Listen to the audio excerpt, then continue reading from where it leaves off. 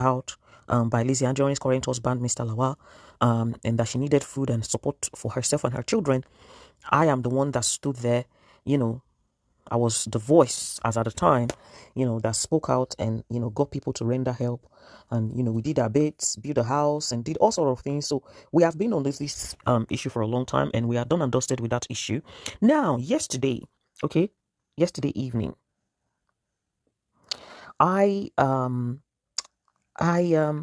somebody said account number to send money to, please. Somebody help me to type my account there. I don't know my account off Ed.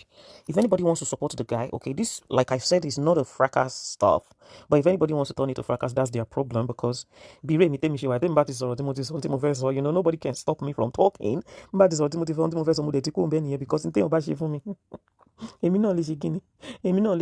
okay, you can, it's up to you how you want to do it. You can, the guy's account details is on Facebook.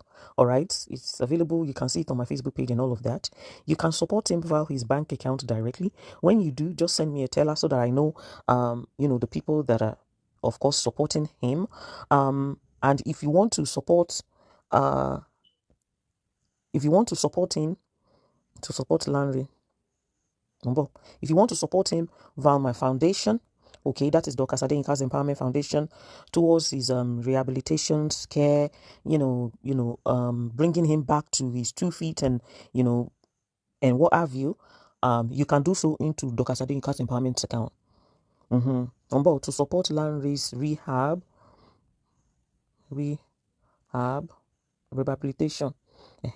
To support his rehabilitation, that is the account details, is a GT bank, or to support his feeding or anything, our account details is there.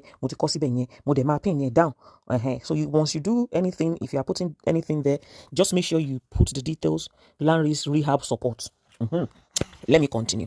So báwo she dé ibi tá dé lórí ọ̀rọ̀ Mr. Larry, this guy that you are looking on my screen, okay, he was interviewed by Mr. Arijan yesterday, okay, and it has been confirmed by Lizzy Anjorin herself that this is 100% her cousin, okay. I don't know, I cannot remember if the cousin is from the mother or is from the father's side.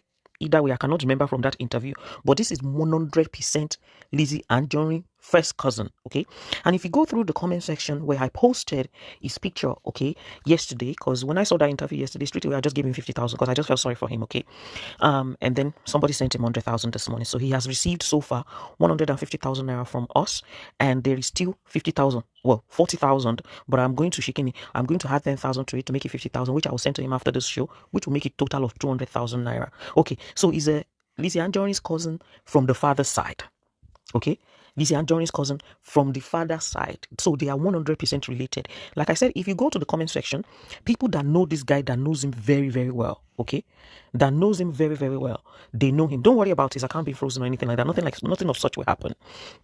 If you know anybody that knows this guy, if you go to the comment section, people that knows this guy very, very well, they're actually under the comment section making comment that they know him, that this guy is 100% Lizzy Anjorin's cousin. So that side has been cleared that they are related. That is number one. So now, how did we get here? How did we get to Ibito Jokwe? They are now interviewing him, and the interview is now what? Pinky Pius is so funny. And the interview is on social media. Okay. Well, Baba Jesha came out to grant an interview. All right, Baba Jesha that raped the little girl that went to prison, right? He came out to grant an interview with a lady called Biola. The interview went viral, okay? Mr. Arijan, actor Arijan, no, actor Arijan. When that interview went viral, okay, Lizzy came out and, she started alleging actress Iyabo Ojo, even though Iyabo Ojo knows nothing about the interview of Baba Ijesha. But whenever anything is happening, Lizzy will pin it on to Iyabo Ojo, just like she's pinning this guy to Iyabo Ojo now. And Iyabo Ojo knows nothing about this. It's none of Iyabo Ojo's business. Okay, so that fight was going on. Lizzy was cursing on Iyabo Ojo. Lizzy was cursing on Biola and what have you. And saying things like that, that Biola has no womb, Biola cannot, give birth to any child, Biola is this, Biola is that, cursing her and all of that. Okay, so obviously Arijan and Biola, they are in the same movie industry, right? And I don't know the closeness between Arijan and Biola. I don't talk to any of them, so I don't know the closeness between them. Anyway, when the cursing was too much, and it was becoming so unbearable, Arijan came out and said, please, Lizzy, ìjà tó wà láàrin yourself and Iyabo Ojo, let's sort it out. Forgive each other. In fact, when he came out with his analysis, a lot of people were upset because Arijan was acting as if he was very scared to address Lizzy Anjorin. Do you understand?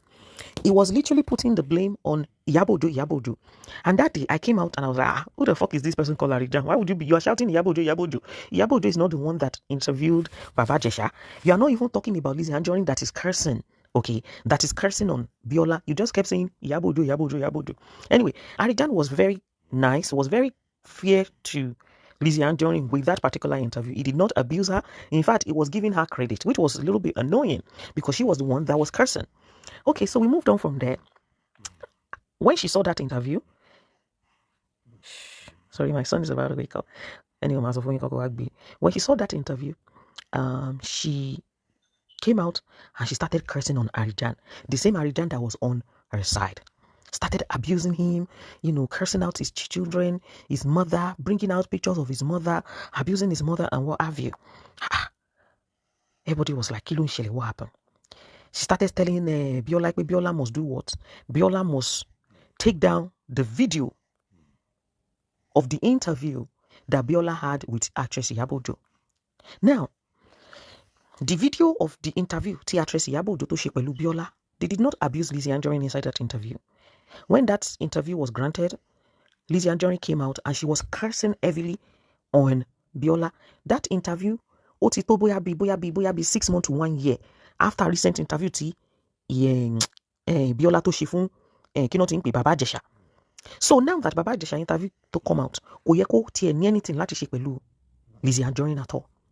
Now, I don't know, for reasons best known to Biola went ahead and she removed the interview she had with Baba Jesha. She removed it on her YouTube channel. Maybe because of pressure from people, or because people were really, really cursing her out that why would you grant such an interview with a rapist, blah, blah, blah, blah, blah. Okay, so Iyabo Ojo's interview was about a year old. After she shoot interview from Baba Jesha. Anyway, Biola removed the interview, and that was what made Lizzy Anjorin to bash Biola. Hello, baby. That was what made Lizzy Anjorin to come out and start bashing on Biola, that Biola must go ahead and remove the interview that she had with Iyabo Ojo as well. If Biola is going to remove the interview of Baba Jesha, the interview that Biola had with Iyabo Ojo 1 year ago, Biola should go and remove that interview. So Arijan boss why would they do that? Kini ko to tie mu Biola gan? Ti Biola tó fi ṣe kíni? Tó fi yọ interview Baba Jesha in the first place. Kò yẹ kó yọ. And for real, kò yẹ kó yọ because ó ti go viral. People already have a copy of it. Hello. People already have the copy of what? People already have the copy of that particular interview. So it was like, no, kò yẹ kí interview yẹn jáde. So that is how the fight between Arijan and Lizzy Anjorin bó ṣe bẹ̀rẹ̀. After that, Lizzy Anjorin ó bẹ̀rẹ̀ sí ní kó picture ìyàwó Arijan, picture Arijan, picture ìyá Arijan, ó bẹ̀rẹ̀ sí ní gbé wọn ṣépè, ó ń gbé wọn ré, ó ń ṣe show fún wọn. Ó dẹ̀ attach mọ́ orúkọ Lizzy, mọ́ orúkọ Iyabo Ojo. Iyabo Ojo that has no clue. I don't even know if Iyabo Ojo knows Arijan. Oyin, are you busy? Are you busy? All right, when you finish, can you come and get your brother? Go to your sister. Go to your sister. Now, so that was how the whole thing started. We thought it was going to end at that. All of a sudden, they brought out Fatima. Fatima, who happens to be baby mother to Arijan. That even Arijan has been looking for a very long time. Because Fatima allegedly...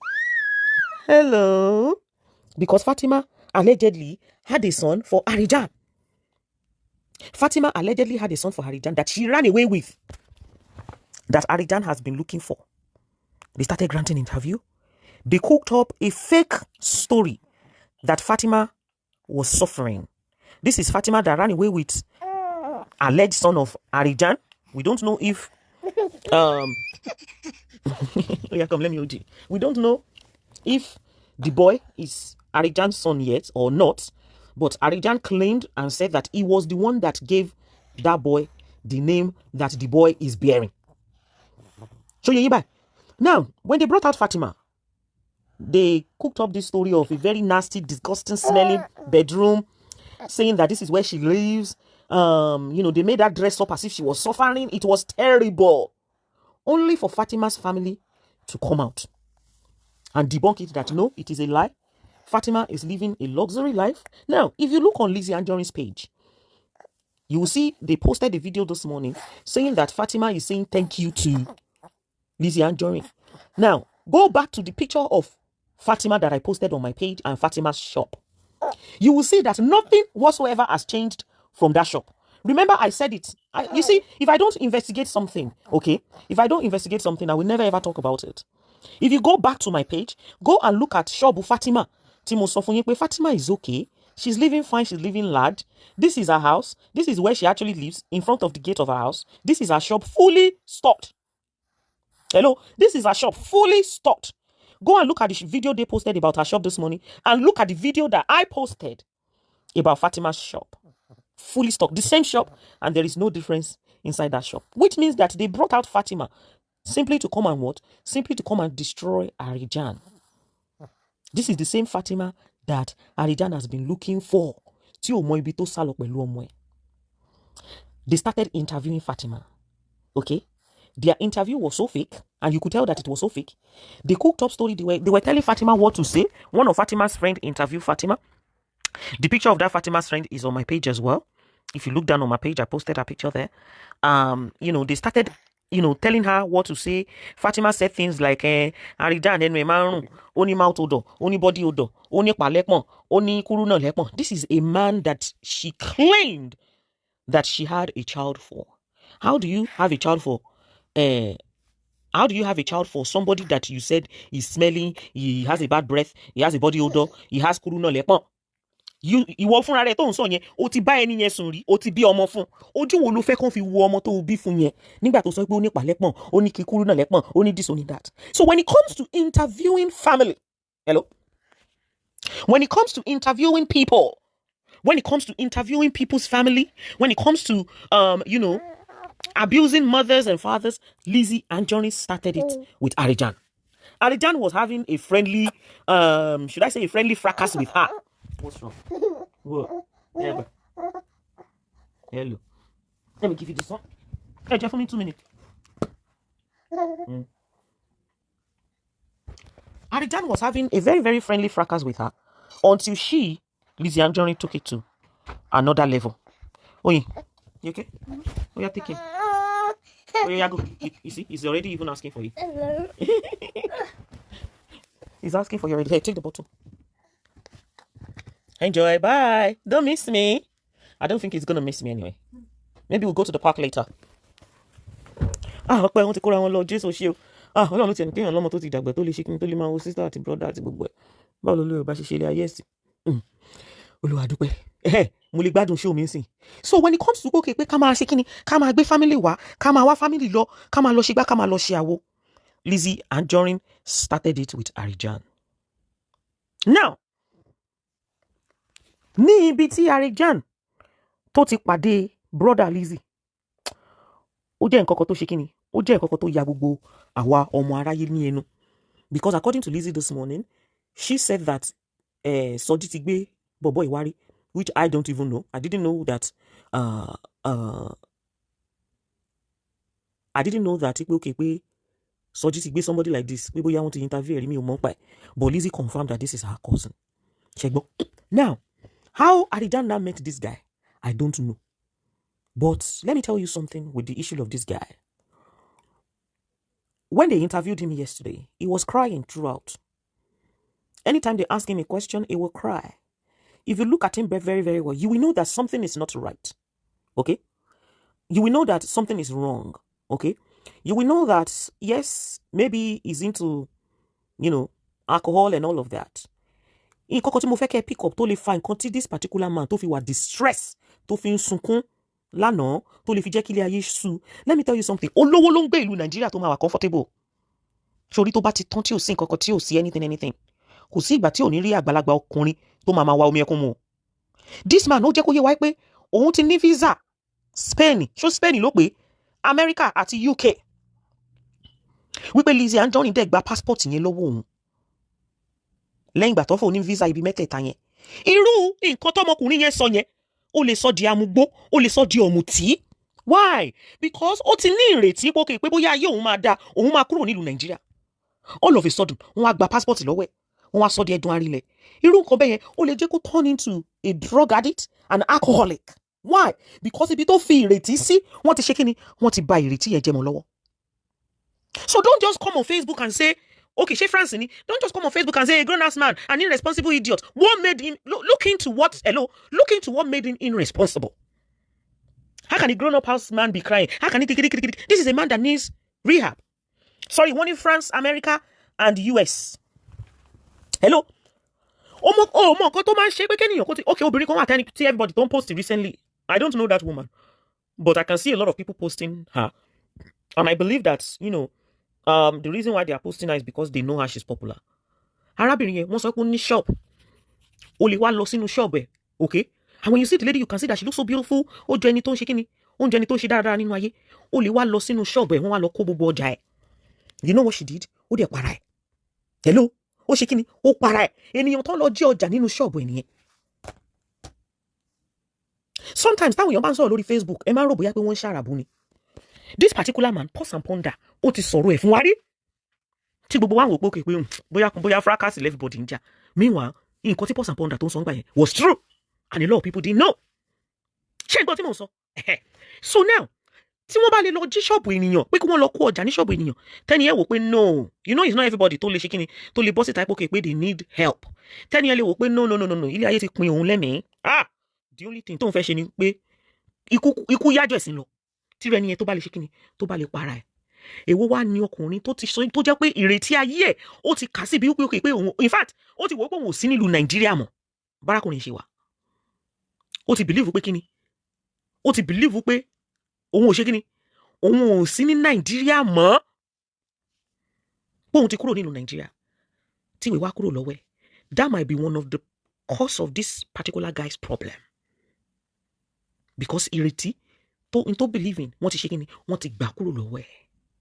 Ó wá di ẹni tó mu ọtí, tó ń ṣe gbá, tó ń ṣe. Now, ẹ wo aṣọ tọmọkùnrin wọ̀ ẹ̀. Ẹ wo bọ́mọkùnrin ṣe rí. Anybody tó bá wo ọmọkùnrin dáadáa, wàá rí pé tó ń bá sọ pé this particular person, ènìyàn tó súnmọ́ Lizzy Anjorin ni. Ẹ wò pé kò yẹ kí irú ènìyàn báyìí kó wà nínú family wọn. Now, let me tell you something. I am not going to put the blame. I am putting the blame of her. Okay? Collecting his passport from him. Tó dẹ̀ seize ẹ̀ sọ́wọ́ láti gbà yẹn. She's the one that knows the reason why she did that. Okay? Which is evil. It's not nice. Okay? But the blame of okay pé ṣé Lizzy ló yẹ kó wà responsible fún ilé ayé ọmọkùnrin yìí? I'm not going to put the blame on her. Because number one is an adult. Okay? Mi ò mọ̀ bóyá ó níyàwó, bóyá kò níyàwó. Okay? Mi ò mọ̀ bóyá ó ti bímọ rí or kò bímọ rí. Somebody said, I know everything about Larry. Okay. If you do, you can call in. If you want to call in, you can call in. You know my phone number. My phone number is on this page. You can call in.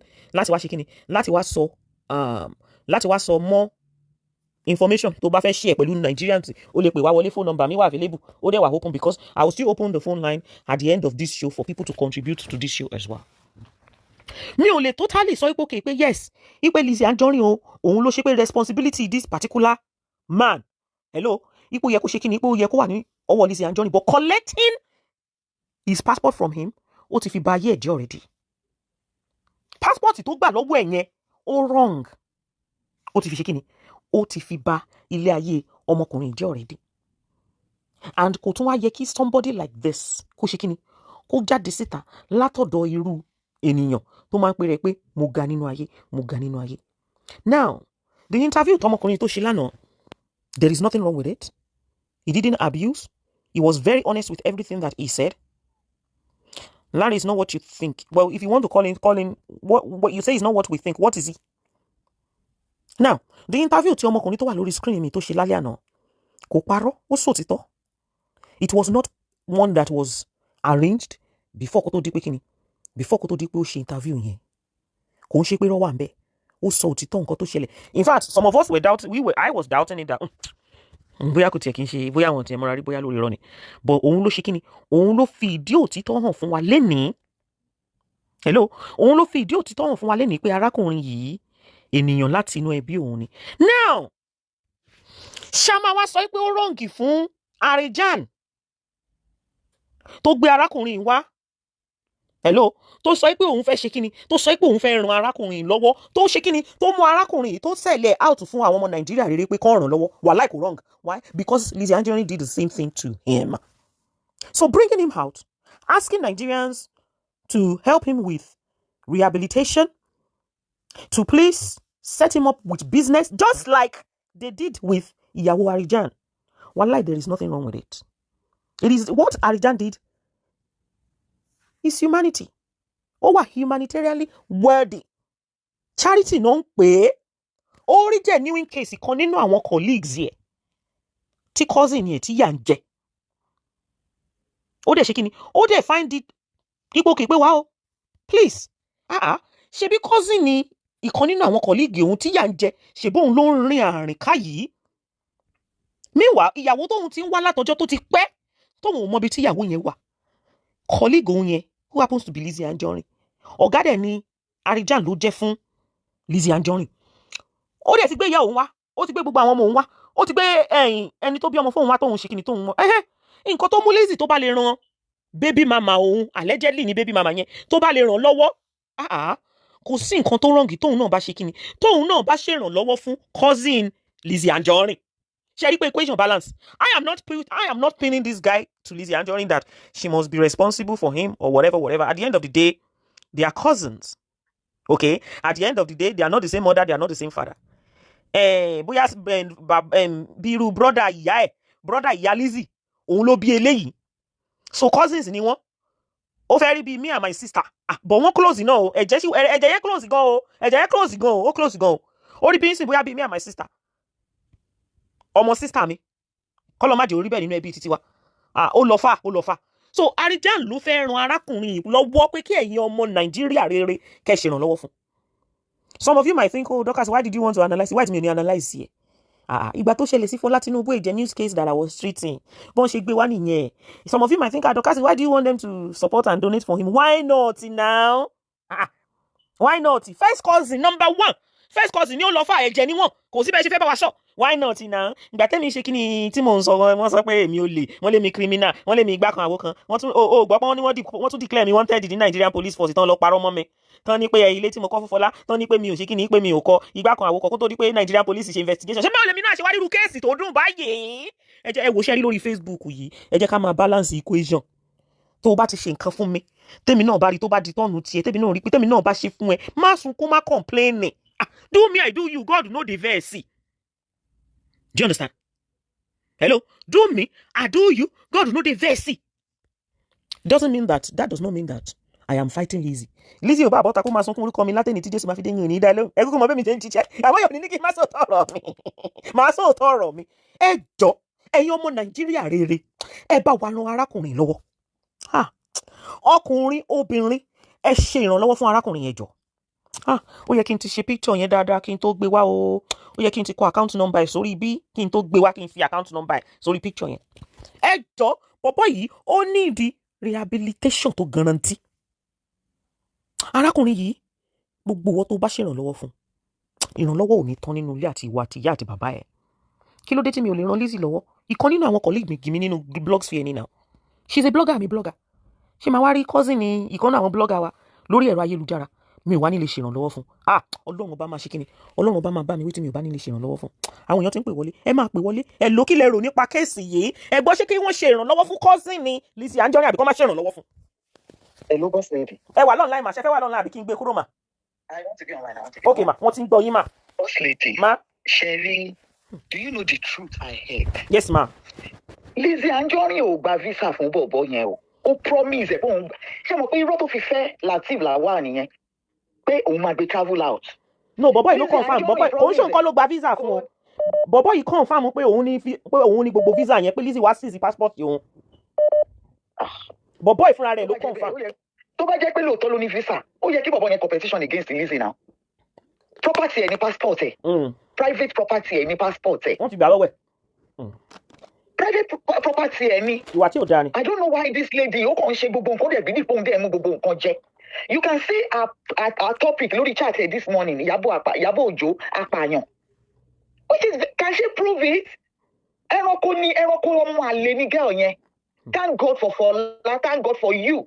That God used you to save Fola. Problem ni pé kó pa àwọn èèyàn. She wanted to actually buy Fola Tinubu. Thank God that God used you to save that lady. Do you understand? Ẹ̀wọ̀rú àbúrò ẹ̀, their first cousins so. Bàbá boy, Bàbá Lanre àti Mama Lizzy. Ọmọ ìyá ọmọ bàbá ni wọ́n. Ọmọ Nọ́símọ́tù. Ọmọ ìyá ọmọ bàbá. Ọmọ kọ̀ọ̀kan dẹ̀ làwọn méjèèjì bí. Eléyìí bó ṣe wáyé òun nìkan ni. Ṣé eléyìí nìkan ni ìyá àti bàbá ẹ̀ bí? Eléyìí nìkan ni bàbá tiẹ̀ bí mi mọ̀ bóyá ó sọ pé òun nìkan ni bàbá òun bí. Àmọ́ bóyá bàbá ẹ̀ bímọ, bóyá ìyá ẹ̀ bímọ fẹ́ lómi. Lizzy nìkan náà ni ìyá tiẹ̀ náà bí. Àmọ́ bóyá ìyá Lizzy bímọ, àmọ́ bóyá bàbá Lizzy fẹ́ lómi. Lizzy nìkan ni ìyá ẹ̀ bí. Ègún ìdílé wà ní family yẹn. They are first cousins. Bàbá boy yẹn fọ́ lójú tó fi kú ni. Ìyá Lizzy ìyá wèrè tó fi kú. So honestly, ìyá wèrè gangan wèrè ògidì wèrè ni ìyá ẹ̀ tí ìyá ẹ̀ fi kú. Èmi mọ̀ bí tán sí òkú ìyá ẹ̀ sí. Wèrè gidi ògbóǹta wèrè ni ìyá ẹ̀. Wèrè tó máa ń ṣàlẹ̀ kiri títì tó máa ń ná àwọn èèyàn bus stop ni o. Ìyá. Yes. Wèrè ìyá ẹ̀ máa ń lé okò máwọn èèyàn ní bus stop. Ìyá bàbá boy yìí ń tiẹ̀ bàbá ẹ̀ ti kú. Lizzy go ò lè sọ pé bí báyìí ni wọ́n sin òkú ìyá òun sí. Ṣèbí ẹgbẹ́ tí bọ̀ yẹn sọ pé òun nìkan bọ̀ yẹn náà òun nìkan lòun lè point ibi tí òkú ìyá Lizzy wà. Ó ní Lizzy gan ò mọ ibi tó kú ìyá ẹ̀ wà. Ọ̀rọ̀ yìí lọ fà o. Yes, ó ní Lizzy ò mọ ibi tó kú ìyá òun wà. Òótọ́ ni ó sọ, ọ̀rọ̀ yìí lọ fà o, ó lọ fà o. Ó lóun nìkan lòun lè point out ibi tí òkú ìyá Lizzy wà. Holy Spirit, Olúwa o. Yes, ṣẹ́rí bọ̀ yẹn wọ́n gbọ́dọ̀ write àwọn ọlọ́pàá pé nǹkan kan gbọ́dọ̀ ṣẹlẹ̀ sí bọ̀ yẹn. Because Lizzy ti ń sọ pé tí bọ̀ yẹn bá kú Ìyábọ̀ Òjó ni ìmọ̀ nǹkan tó kàn Ìyábọ̀ Òjó pẹ̀lú family ẹ̀ ẹni lẹ́ni tó ń ṣe promo fíìmù ẹ̀ káàkiri gbogbo yẹn nu lásán ni ẹnu lásán gbogbo yẹn jẹrìí ẹnu. But ṣẹ́rí wọ́n ṣàgbọ́dọ̀ jẹ́ kọ́lọ́pàá mọ̀ pé tí nǹkan kan bá ṣe bọ̀ yẹn Lizzy Òjó Lizzy Anjorin ìyàwó làwa ọkọ ẹ̀ ti sá lọ for now àmọ̀gbà tí bọ̀dà dìdìrìn ìkejì Jàgùnmí àmọ̀gbà tí yẹn máa padà sílé ìyẹn ti sá lọ for now ìyẹn ó máa tó fògùn pé padà but presently kò sí Lateef Adédè àbí kí lorúkọ ọkọ ẹ̀ Adégbóyèga Lateef kò sí nílé for now ó ti sá lọ before birthday Lizzy. God bless you ma. Thank you ma ṣe ma. Okay, arábìnrin tó wà under comment section yẹn mo máa gbé arábìnrin yẹn wọlé ń sìn ká gbọ́ nǹkan tí mo fẹ́ sọ. Can somebody help me to put my business line there for calling for anybody that wants to call in? That is number one. Number two, ṣe rántí ìgbà tí wọ́n gbé Fatima wá tó wọ́n fi Fatima parọ́ lórí kan ní ẹ̀rọ ayélujára. Àwọn èèyàn contact mi nípa Fatima pé irọ́ ni Fatima ń pa o àwọn fẹ́ sọ òtítọ́ nípa Fatima. Mo dẹ̀ ṣe kí ni as a viral show tó ń go on mo dẹ̀ ṣe kí ni mo dẹ̀ sọ nǹkan tí ó jẹ́ òtítọ́ nípa Fatima lórí ìkànnì bí ṣe náà ṣe show tó bẹ̀rẹ̀ sí ní ṣe calling show tó bẹ̀rẹ̀ sí ní ṣe pé fúnra wọn àti gbogbo ẹbí wọn àwọn olórí burúkú àṣòṣì mámọ̀ ṣé ká má get involved lórí ọ̀rọ̀ tó ń go viral ní àbúrú yín burú ni ṣé ẹ̀ ṣí èrè viral issue ni. Hello, good afternoon. Ẹ káàsán ma. Aunty Dorcas mo máa enjoy showing. Thank you ma. Ra Ọlọ́run á dúró tì. Àmín Jésù. Ọlọ́run á bá mi wà ọmọ yín. Àmín. Ṣé rí nǹkan kan tí mo kàn fẹ́ ká mọ̀ kò sí nǹkan tí mi ò mọ̀ pa Lizzy Anjorin àti Lanre kò sí nǹkan tí mi ò mọ̀ pa wọn. Ṣé rí mo notice nǹkan kan ní yín pé ẹ máa ń sọ òótọ́ ẹ gbàgbé fracas pé à ń ṣe fracas ò ṣe rí èmi mi ò ní parọ́ èmi ò dé sí níbi rọ̀ ṣe rí nǹkan tẹ́ bá máa sọ nípa Lanre ẹ jẹ́ ká bẹ̀rù Ọlọ́run I swear to Almighty God mi ì parọ́ fún yín Lanre náà dì sọ́wọ́ mi sọ pé mo support bẹ́ẹ̀ gbọ́n ẹ̀ ṣe abandon ni o. ṣẹ́rí tó bá pẹ́ lómi ni ẹ máa gbọ́ ṣẹ́rí tó bá pẹ́ lómi ni bẹ́ẹ̀ ṣe ń sọ̀rọ̀ sí tó bá pẹ́ ọ̀dọ̀ àwọn ẹlòmíì ni ṣẹ́ ń gbọ́ mi. Wọ́n máa ṣáyín kúrò lórí fóònù wọn á kọ́ tí yín fún wa ní we are not interested we don't want to hear. I will not do that. tó tẹ́ nǹkan tẹ́ ń sọ yìí ẹ ṣáà jẹ́ kó jó ti tọ́ ẹ má parọ́ mọ́. no tí Lizzy gan bá gbọ́ ọ̀rọ̀ tí mo ń sọ yìí àbí àwọn tó mọ ọ̀rọ̀ tí mo fẹ́ sọ yìí wọ́n mọ̀ pé I'm telling you 100% tó. Okay. mi ìwà in support bí Lizzy ṣe abandon àbúrò ẹ̀ o I'm not in support. bó ṣe rí Lanre nǹkan tóun náà fọwọ́ ẹ̀fà sínú ayé ẹ̀ náà pọ̀. bírú kí ni. Lanre ní ìwà burúkú ní ọwọ́. ẹ sọ fún wa. ó ṣe nǹkan kan ní Ìdíròkò níbi let's say 5 years ago. ọ̀rọ̀ yẹn deep máa bá yín sọ̀rọ̀ later. No, I want you to talk. A fẹ́ gbọ́ gbogbo ẹ̀. Ẹ continue sir, ma. Ṣé rí Lanre? Yes ma. òun náà ní lọ́wọ́ fà lérò. Lanre náà ti pààyàn lẹ́kún. Mi ì sọ̀rọ̀ Lizzy mọ́ o, àmọ́ ń sọ̀rọ̀ ti Lanre gangan. Nǹkan tóun náà fà sínú ayé ẹ̀. Ó nídìí láti tọrọ dá. Mi ì sọ̀rọ̀ Lizzy nísìnyí o. Kò sí tó kàn mí pẹ̀lú ọ̀rọ̀ Lizzy o. Bó ṣe rí Lanre, òun náà ti fa ogun sínú ayé ẹ̀. Mi ìwà mọ̀ bóyá èpè ni o. Òun náà ti fa ogun sínú ayé ẹ̀. Okay, irú kí ló ṣe? Ẹ bá wa go straight to the point. Kí ni tó ṣe tó fi fa ogun sínú ayé ẹ̀? Ẹ̀ṣẹ̀. Ṣé rí ó ní lady kan tí Lanre fẹ́ kó tó fẹ́, ó ní lady kan tí Lanre fẹ́ nígbà tó fẹ́ ìyàwó ẹ̀. Ó ti níyàwó rí. Breast cancer rí. Ìyàwó ẹ̀ ti ní breast cancer, bọ̀ mi ìwà mọ̀ bí tí gẹ̀ẹ́ wà sí, bóyá ó ti remarry. Gẹ́ẹ̀ kan ní oyún fún Lanre nígbà tí Lanre fẹ́ ìyàwó ilé ẹ̀ yẹn. Lanre lu gẹ́ẹ̀ yẹn pa ni. Ó lu gẹ́ẹ̀ yẹn pa pẹ̀lú 7 months nínú. When you say pé ó lù pa, ó lù tó kú àbí kí lẹ̀ ń sọ? Ó lù pa, ó nà nínú oyún. Rabaraba lílù yẹn ló pa gẹ́ẹ̀ yẹn. Ṣé gẹ́ẹ̀ náà ti wá kú báyìí? Gẹ́ẹ̀ yẹn ti kú. So ṣé ọlọ́pàá ò dẹ̀ wá mú ńgbà tó kú? Ṣé rí wọ́n pe ibìkan ní ìsàkété? Àwọn ìbílú tí mo sọ yìí lára àwọn tó mọ nǹkan tí mo sọ wọ́n mọ nǹkan tí mo sọ. Ẹ máa gbọ́ mà nígbà okay mà ẹ máa gbọ́ nǹkan mà èmi ò sọ pé rọ́lẹ̀ ń pa nígbà tẹ́ sọ pé ó ti nà yẹn ó ti kú ṣé ìgbà tó nà tó kú yẹn ṣé ọlọ́pàá ò arrest ẹ ni? Èmi ò sínú family wọn family mi kọ́ ni ọmọ tó lù pa àwọn believe nínú traditional. Kò lè possible kó ẹ máa gbọ́ kò lè possible kó náà yàn kú kọ́lọ́pàá má get involve ọlọ́pàá má wà involve. Okay, mo bẹ̀bẹ̀ mo kàn fẹ́ ẹni àwọn tó bá mọ̀ nípa story. Ṣé mọ̀ pé bó ṣe wà ń sìn kò wà mentally okay anymore. Mentally, this man is affected mentally. Torí àwọn tó tún mọ̀ náà tún comment sí bí pé irọ́ lẹ̀ ń pa èmi ò mọ̀ bóyá irọ́ lẹ̀ ń pa o but people are calling in and saying you are lying but I don't know. Lẹ́yìn show máa pè yín máa send àwọn kankan sí yín lẹ́yìn show. Okay ma ẹ send ẹ sí mi ẹ jẹ́ ká rí okay ẹ jẹ́ kó send àwọn kíní ẹ sí mi ẹ̀yin tẹ́ ẹ bá mi kọ phone number mi yẹn ẹ máa bá mi kọ síbẹ̀ pé to call in okay ẹ bá mi kọ síbẹ̀ pé to call in ẹ wá kọ phone number yẹn síbẹ̀ ẹ rí pàwọ̀ òkọ́ tí wọ́n fún sí pé kán máa sọ̀rọ̀ mi ò ní ṣe bẹ́ẹ̀ but mo máa like láti work pẹ̀lú evidence tabani proof. Hello ma, sorry I saw your call ma. No ma, mo ṣe mistake mo fẹ́ bá yín tẹ nọ́mbà yẹn sórí ìkíni ma. Okay, thank you. Mo wá ṣe mistake láti pè. Okay, Pause and Ponder ṣe wọ́n sọ story this particular man. Pause and Ponder wọ́n ti sọ nípa story bọ̀bọ̀ arákùnrin rí.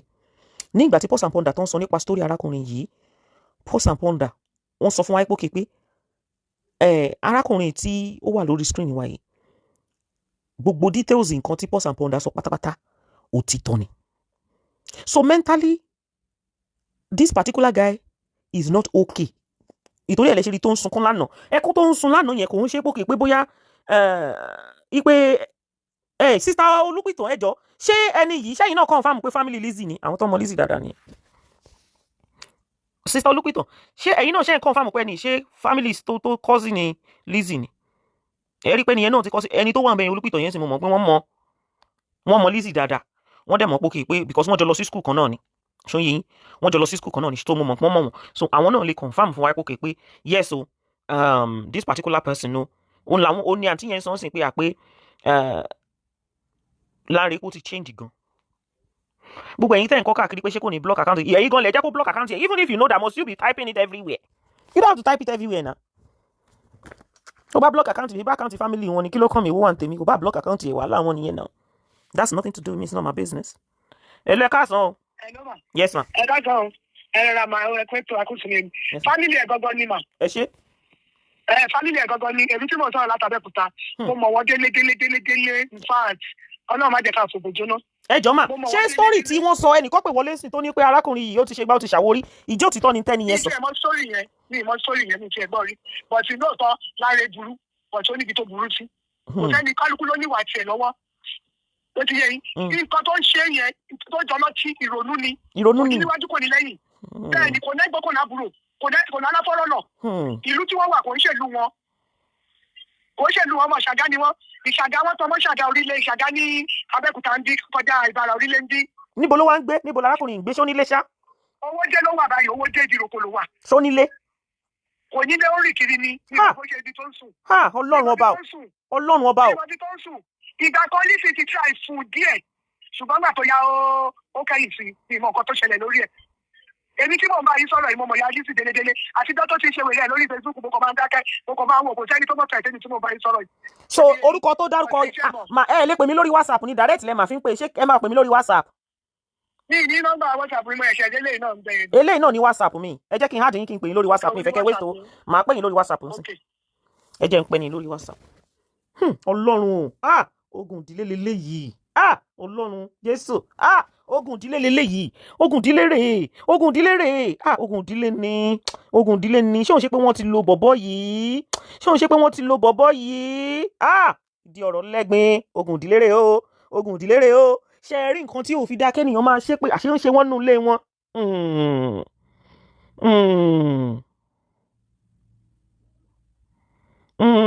Wọ́n bọ̀ mo fẹ́ pẹ́ ní ẹ padà ní ẹ ṣáà ní sùúrù. Ẹ̀yin tẹ́ ẹ pé wọlé ní sùúrù. Mo fẹ́ pé ẹni yẹn padà.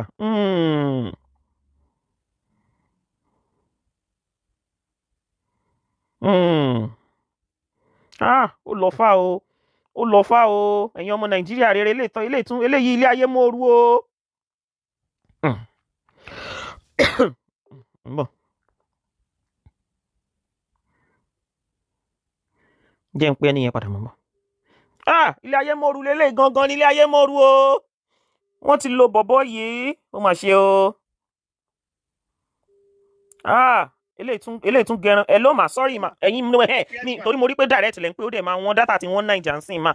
Ẹ jọ̀ọ́ mà ṣé ẹ lè fún wa ní more information into ọ̀rọ̀ arákùnrin ma. Bẹ́ẹ̀ ni tẹ̀gbọ́ntàbúrò ni wọ́n. Kò ń ṣe àràbátan. Ọmọ ìyá ọmọ bàbá ni bí múmà yẹn ṣe sọ àti ìyá Lizzy. Tó lè jẹ́ pé wọ́n fẹ̀yìn ara wọn lẹ́ngbà kan. Ìyá Lizzy dá sí bàbá yẹn. Ìyá Lizzy níwájú Ọlọ́run àtẹ̀yẹ̀ tá a gbọ́dọ̀ pé jẹ́rìí lọ́mọ yẹn ṣe ti church dé ni mo fún wo program yìí. Ìyá Lizzy ìyá tó dà ní kó tó di nǹkan tó dà. Ṣé ó ti yé yín? Kó tó di nǹkan tó dà, ìyá Lizzy ìyá tó dà ní, ìyá tó dà gan ni, ìyá tó ń ṣiṣẹ́ tí ò rojú àti ṣe nǹkan tó dẹ̀ náà lójú, bọ̀tì òun náà ń gbà, kò gbà wọ̀ sí rárá tọ̀. Ṣé nítorí ọmọ ilé jẹ́ kí n sọ̀rọ̀ o? Èmi ò bá má sọ̀rọ̀ títí láíláí lórí Facebook kò sẹ́yìn tó kàn mí. Ṣùgbọ́n ṣé rí ọmọ yìí láìkì Lizzy gan? Kò yẹ kí Lizzy ṣe nǹkan tó ṣe fún yín. Ọmọ yìí láìkì Lizzy gan. Àti dọ̀ka ọmọ yìí máa láìkì Lizzy ògbà tó ṣì kéré wọ́n jọ máa ń sáré kiri wọ́n jọ máa ń rìn kiri ní Abẹ́òkúta yìí. Abẹ́òkúta lèmi wà. Wọ́n jọ máa ń lọ kiri tó máa ń gbé báàgì gbé gbogbo ẹ̀. Tẹ́ ẹ bá rí wọn ẹ rí pé fine boy ní bọ̀bọ̀ yẹn. Wọ́n fẹ́ ìjọra tá àti Lizzy. Ìtorí kò rí wọn jẹ ní. Ṣé rí ìdílé wọn yẹn ní ọlọ́ọ̀dá yẹn lọ́dún bóyá ìbùkún wà ń bẹ̀. Lizzy kan mọ́ ó kọjá àjàbọ́ ni. Ó jẹ́ ẹni tó jẹ àjàbọ́ pé kó fi ní owó lọ́wọ́ ni. Bọ̀tí ó wá ní owó lọ́wọ́ náà ó wá dájú pẹ̀lú owó ẹ̀. Àwọn tó yẹ kó tọ́jú kò tọ́jú ẹ̀. Irú ọmọ yẹn ló yẹ kó fi ṣe kejì ara kó fi ṣe number 2 ara. Òun ló yẹ láyé ìkòsẹ́ni tó súnmọ́ tó láre. Àbí mo parọ́ mà. Ó yẹ tó súnmọ́ tó láre. Ọmọ ìyá ọmọ bàbá ẹ̀gbọ́n àti àbúrò ni wọ́n jẹ́ àwọn méjì náà ni wọ́n súnmọ́ ló yẹ kí wọ́n jọ jẹ́ kan náà ní ìwà mọ̀ nǹkan kan tó ṣẹlẹ̀ tí Lizzy fi dájú láre. Ẹgbọ́n mà ṣé orúkọ tí Láre dárúkọ orúkọ ìyá ẹ̀ lánàá yẹn ṣé orúkọ ìyá Lizzy náà nìyẹn? Bẹ́ẹ̀ ni orúkọ ìyá nìyẹn. Ṣé mọ̀ pé àwọn èèyàn ọmọ orúkọ ẹ̀ kálukú kan jábọ́ tẹ́lẹ̀ ni ṣe oríṣiríṣi. Ìgbà tóun àtọ́ba ńlá yẹn mo fẹ́ lè pọ̀ bá ńlá pé báyìí ni ṣùgbọ́n ṣe mọ̀ ọlọ́mọdé forí képe òun ni mo yọra yá àyè bá. Ìyá Lizzy ìyá tó dá ìyá tí wọ́n bí níbi tó dá nílé eré ìyá Lizzy ọmọ Ṣàgámù ló mú ni wọ́n. Ó ti ibi tí ìyá Lizzy bá rẹ̀ lọ́jọ́ alẹ́ lọ́jọ́ ọ̀sán ni òye wa bí nǹkan yẹn ṣe dé ó yé Ọlọ́run. Ṣùgbọ́n ó yẹ kí Lizzy wá ru ọpọlọ ẹ̀. Mo rántí ìgbà tí àlùjọ ń bá a sọ̀rọ̀ ńjọ́ kan gba ayé ẹjọ́ ń jà tí àlùjọ wà lọ́dọ̀ ẹ̀ mo wọnú kinní ẹ̀ láti bá a sọ̀rọ̀. Wọ́n lé mi wọ́n lọ́rẹ̀ dọ́kásì ọ̀rẹ́ ìyá ẹ́sàbọ̀dù ní eléyìí ọ̀rọ̀ tó ń sọ. Ó tọ́rọ̀ ní mo dẹ̀ sọ́njọ́ yẹn. Àlùjọ tó bá gbọ́ ọ̀rọ̀ yìí á rántí wọ́n lé mi ni mo tún padà wọ bẹ̀ obìnrin kan tó bẹ̀rẹ̀ sí bú mi èmi náà bóbi nìyẹn mo ti sọ pé mi sọ nǹkan kan lórí ẹ̀ mọ̀. Wọ́n láwọn èèyàn lágbájá nítorí ó tọ̀rọ̀ koro mà. Ó tọ̀rọ̀ koro ṣé rí Láre stubborn gbogbo wọn ọmọ líle ni wọ́n ṣùgbọ́n kò ń jalè. Kò ń jalè o. Láre ò jalè bí lè pa ìyá lè jẹ́ kò ní jẹ́wọ̀ sí. Ẹ jọ̀ọ́ mà ṣé orúkọ ẹ̀ gangan ṣé Lizzy Anjorin yẹn ṣé orúkọ bàbá wọn nìyẹn ni? Bẹ́ẹ̀ ni orúkọ bàbá Lizzy ni Anjorin. Ṣé ti yẹ yín orúkọ Lizzy orúkọ bàbá Lizzy ni Anjorin. Mo mọ dájú ètò òun náà ń gbà kan. Ẹ wò iṣẹ́ ìrí ju gbogbo ẹ̀ lọ ẹ jẹ́ ká ṣàánú Láre. Káàánú dìde fún un. Ẹ jọ̀ọ́. Ẹ jẹ́ ká ṣàánú ẹ̀. Mo fẹ́ gbogbo wa táwa ní kọ́ni pátápátá èmi ò ní lọ́wọ́ o ṣùgbọ́n bàtẹ́mi náà bá ní máa ṣe. Mo wo prógámù yẹn láti lánàá nígbà tí wọ́n ń ṣe ni pẹ̀lú ẹ̀ Portable. Bọ̀tí ṣe rí Láre ò fi kọ́kọ́ parọ́ owó àti bàbá ìbọn sí yẹ kò jẹ́ pẹ́ síra wọn tí bàbá Láre náà kú. So bàbá Láre bó ṣe wà ń sìn bàbá àtìyẹ́ ẹ̀ ti kú. Bẹ́ẹ̀ni. Ìyẹn náà tún lè máa affect ẹ ọmọkùnrin ẹ̀ understand.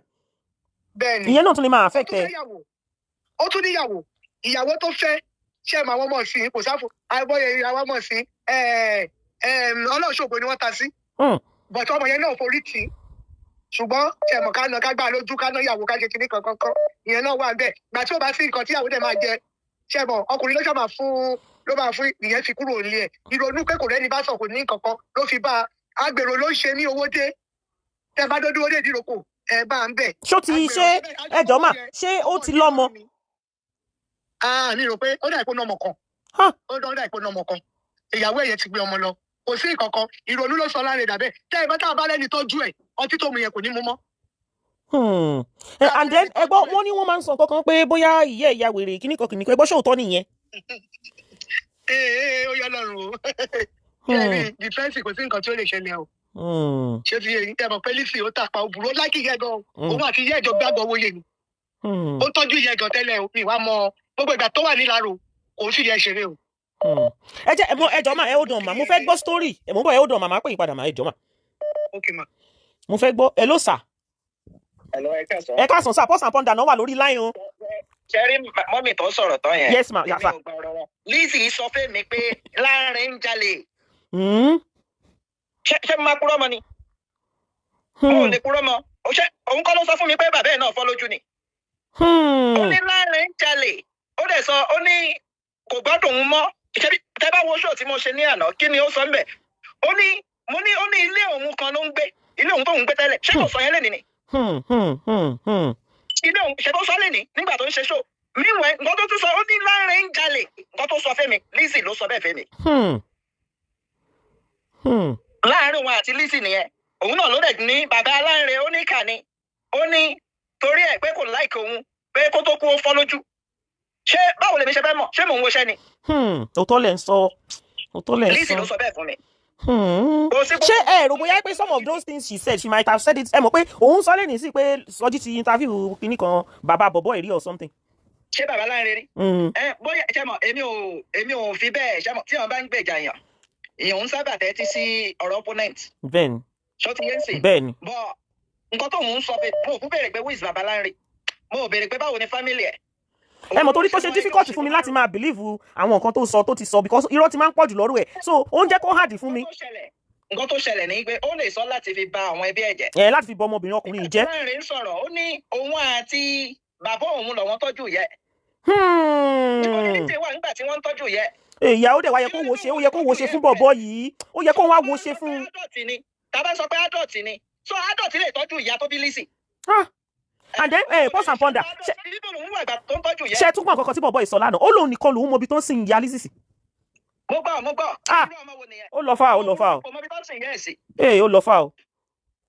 So táwọn èèyàn tó bá ní adult ní kó lọ ṣiṣẹ́ ìyẹn lè máa ṣiṣẹ́ kó má tó. Ó lè ti wà depressed eléyìí ti wà depressed náà. That still remains that you call yourself billionaire. Why ìgbọ́ òfin ran ẹyin méjì ni. Ó fi jẹ́ pé àwọn ẹbí kan ló wá ń wá kiri àwọn ọmọ làtí ló ní o fẹ́ ràn wọn lọ school ẹbí tiẹ̀ wà ńbẹ̀ kí lẹ́bí tiẹ̀ ń ṣe. Tó ń ṣe bus conductor Ọlọ́run.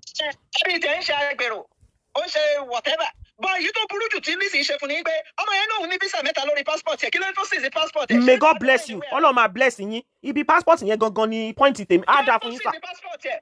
Ok tó o bá fẹ́ ràn lọ́wọ́ fún passport ẹ̀ bó bá dẹ̀ ṣe wù kó ń ṣe visa tó wà lórí ẹ̀. Ọlọ́run ìyẹn nìkan gan lè jẹ́ kí bọ̀bọ̀ ìwà depressing náà. Àbí kí lẹ rò? Ṣètò ó ní nǹkan tó ó lè fà kó máa mọ tí. God bless. Okay tábàwò Rotimi ọmọ Jàgùnmẹ̀. Lizzy sọ fún mi pé mo béèrè pé ẹ̀ ń tí ọmọ yìí mọ́lé kí ló ní tẹ̀ ń tì mọ́lé kẹ́lẹ́ wọ́n bí Lizzy ṣe wíkẹ̀dì sí. Ó ní ìdí táwọn fi ń tì mọ́lé ní pé Rotimi ń dúnkó kiri. Ó ní ọdún kọ̀ọ̀kanjọ́ kan kọ́ máa lọ yọ òun láti fi ṣé mò ń. Ẹni ò ní kúrẹ́ mọ́ nǹkan tó ṣẹlẹ̀ lèmi ń sọ. Anyway ẹ jẹ́ àfihàn ilẹ̀. Yes sir. Yes sir. Ó lágbára o. Ó lágbára. Ẹ̀yin ọmọ Nàìjíríà rere ìrírí ayé lélẹ̀ ilé ayé mọ́ọ̀rú o. Ẹ káàsán máa o. Ma ṣe fẹ́ wà online ma. Bẹ́ẹ̀ni. Okay ma. Bẹ́ẹ̀ni mo fẹ́ wà. Wọ́n gbọ́ mi. Ẹ káàsán ìyá mi. Ẹ kú iṣẹ́ Ọlọ́run á dá wọn mọ̀ sí. Àmín o. Ṣé rí obìnrin tó wá sọ̀rọ̀ wípé Láńre olùyànpa yẹn èèyàn burúkú lobìnrin yẹn. Bí Láńre bá wá lùyànpa wọ́n á dẹ̀ máa wo Láńre bẹ́ẹ̀ ni kò tiẹ̀ wá tọ́lọ́pàá mọ́ láyé tó lè wo wípé o ṣe nǹkan báyìí gbé ẹ obìnrin yẹn ò ní fámìlì rárá láyé bóyá kan ní wọn nísìnyí lẹ́sẹ̀ṣẹ̀ wàá mọ̀ wípé olùyàn pa ìka ni kò fẹ́ kí wọ́n ṣàánú Lanre ló ṣe ń sọ bẹ́ẹ̀ tẹ́ bá wo ọ̀rọ̀ yẹn dáadáa ṣáìdì lágbájá ló wà irọ́ ló ń pa ó kàn gbọ̀nà yẹn jáde báyẹn ni onírọ́ ni mo bẹ̀ gbogbo ọmọ Nàìjíríà ẹ ṣàánú ẹ̀ kẹ́ wá sọ fún tó bá mutí tó bá mu nǹkan kan tó bá mọ́nítọ̀ ẹ̀ tó bá wà òkè ó máa fi gbogbo yàmàyàmà yẹn sílẹ̀ ó dẹ̀ máa ṣe dáadáa nínú ayé ẹ máa dúró yín lọ. ẹ ṣe gan-an. gbogbo ẹ̀yin tẹ́ mọ̀ ń pọ̀ ọ̀rọ̀ yẹ pé wọlé ń máa jẹ fúrúùtù lọ ẹlẹ́kàsán máa wọ́n ṣe máa ṣe lórí ọ̀rọ̀ ayé tèmi náà nìyẹn ẹgbẹ́ mi náà ò ṣe tèmi náà padà hello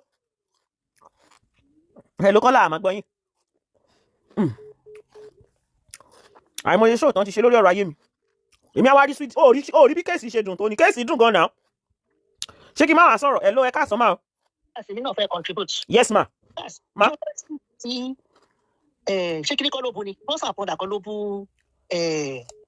Lizzy pé ọmọ ẹ wà ní Amẹ́ríkà ó dẹ̀ sùn sílé ẹlẹ́bà ó sùn sílé tọ́tí kárí ó ní ṣé kóun wá ṣiṣẹ́ owó tuntun òun kóun fi lọ bọ àbí kóun fi gbalé fún àbí kóun fi lọ tọ́jú ẹ̀ pé òun gan struggle ó jẹ́ kí ọmọ yẹn náà lọ struggle gbèsè ayé ẹ̀ ìjọ ìbò tó pé she's not a mother òun kó ló bí ọmọ wẹ̀ wàá bí ọmọ Dorcas mo lè gbé láìpẹ́ pé ẹ pa ọ̀tá mi ẹ jẹ́ kọ́mọ mi leave how could somebody say that such thing gbogbo ẹ ti mọ̀ láti pẹ́ gẹ́ ẹ mean in fact ọtọ́ ló fi yẹ ṣòwò ó yà ìwé yẹn láti fi ṣòwò mo believe káàdì nípò tó ló gba passport bọ̀bọ̀ yìí òun ló dúró bọ̀bọ̀ yẹn mo believe bẹ́ẹ̀ káàdì òtọ́ ni ó gba passport bọ̀bọ̀ yìí kó o fẹ́ kẹ́pọ̀ yìí. òun ló jẹ́ kí bọ̀bọ̀ yẹn go mental.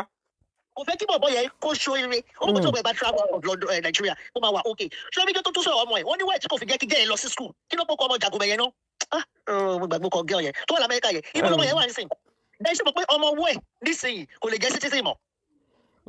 wọ́n ti change rules l'Amẹ́ríkà.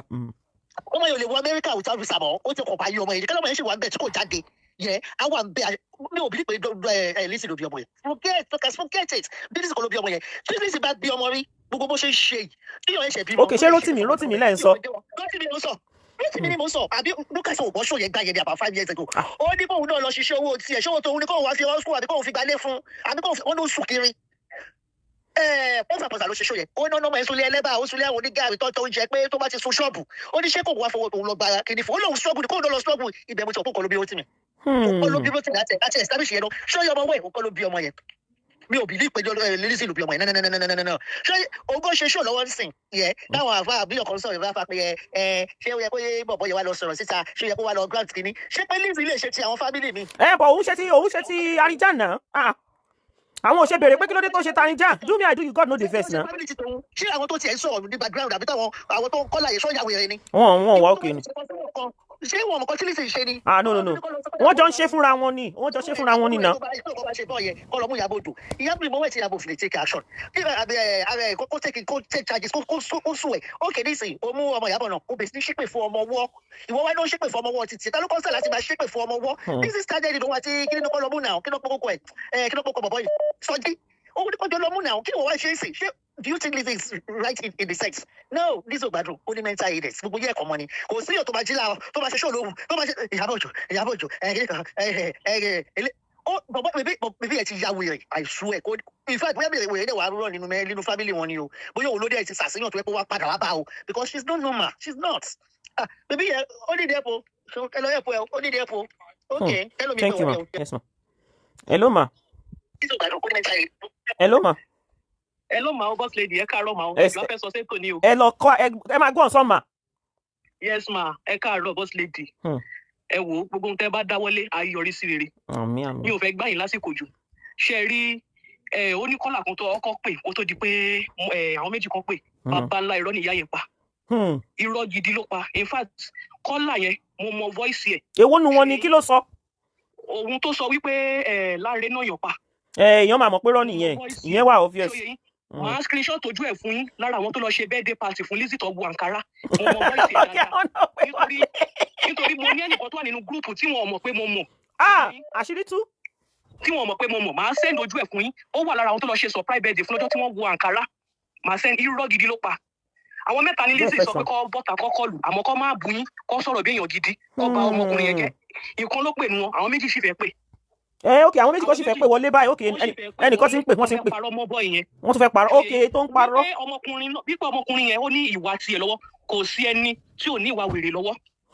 ṣòye pé oníwọ̀nranwọ̀nran èèyàn ọmọkùnrin yẹn ò ń ṣe oníwọ̀nranwọ̀nran yàtọ̀ sí pé kó mu ògógó bí mo ṣe mọ̀ nísìnyí o nítorí tẹ́lẹ̀ ṣòye yín tẹ́lẹ̀ kó di pé mo kúrò nílé ọmọkùnrin òun ṣe oníwọ̀nrànwọ̀nràn ó máa ń tẹ̀lé Lizzy lẹ́yìn ni ó máa ń tẹ̀lé Lizzy lẹ́yìn dáadáa tí àbúrò mi náà jẹ́ mọ̀ in fact tí Lizzy bá ti lọ wùwá wèrè ẹ̀ nígbà yẹn òun ló máa ń gbé ìjà Lizzy sórí Lizzy ti ń ṣe wọ̀nrànwọ̀n àti kékeré ni kò ṣẹ̀ṣẹ̀ bá nísìn wèrè ò bálágbà bọ́sílẹ̀ dìyá mi àti kékeré ni wèrè ti bá ṣòye yín wípé bọ̀bọ̀ yẹn ò yípo wájú ọ̀mùtí Lizzy ló sì sí passport ẹ̀ lóòótọ́ nítorí nígbà tí Portable mánu Arẹjáde tó lọ ṣe kínní tó lọ ṣe interview fún ọmọkùnrin yẹn tó tí Lizzy ti rí lórí social media ó ní Lizzy tí ó kì í pe àdúgbò tẹ́lẹ̀tẹ́lẹ̀ ni ó ti pè in fact ẹni tó sọ fún mi tó sọ̀rọ̀ yẹn fún mi ní àárọ̀ yìí ó lóun wà nínú àwọn tó lọ wá bọ̀ yẹn wá wípé ilé ọlọ́tí làwọn ti lọ mú wá wípé wọ́n ń wá ẹ pé tó fi wá ó ní aṣọ tó wọ̀ sọ́rùn gangan kọ́ nìyẹn tẹ́tẹ́lẹ̀ pé tẹ́ bá rí aṣọ yẹn kò ṣe nǹkan mi wà mọ̀ nǹkan. aṣọ ilé tí bọ̀bọ̀ ìwọ náà yẹ rí pàṣọ tí máa rùn ó ti máa rùn. ó ní pọ́sibú ló ní pé kó change aṣọ káwọn tó gbé sí kámẹ́rà. irọ́ ni o kò jọ wèrè kò jọ Ọlọ́run.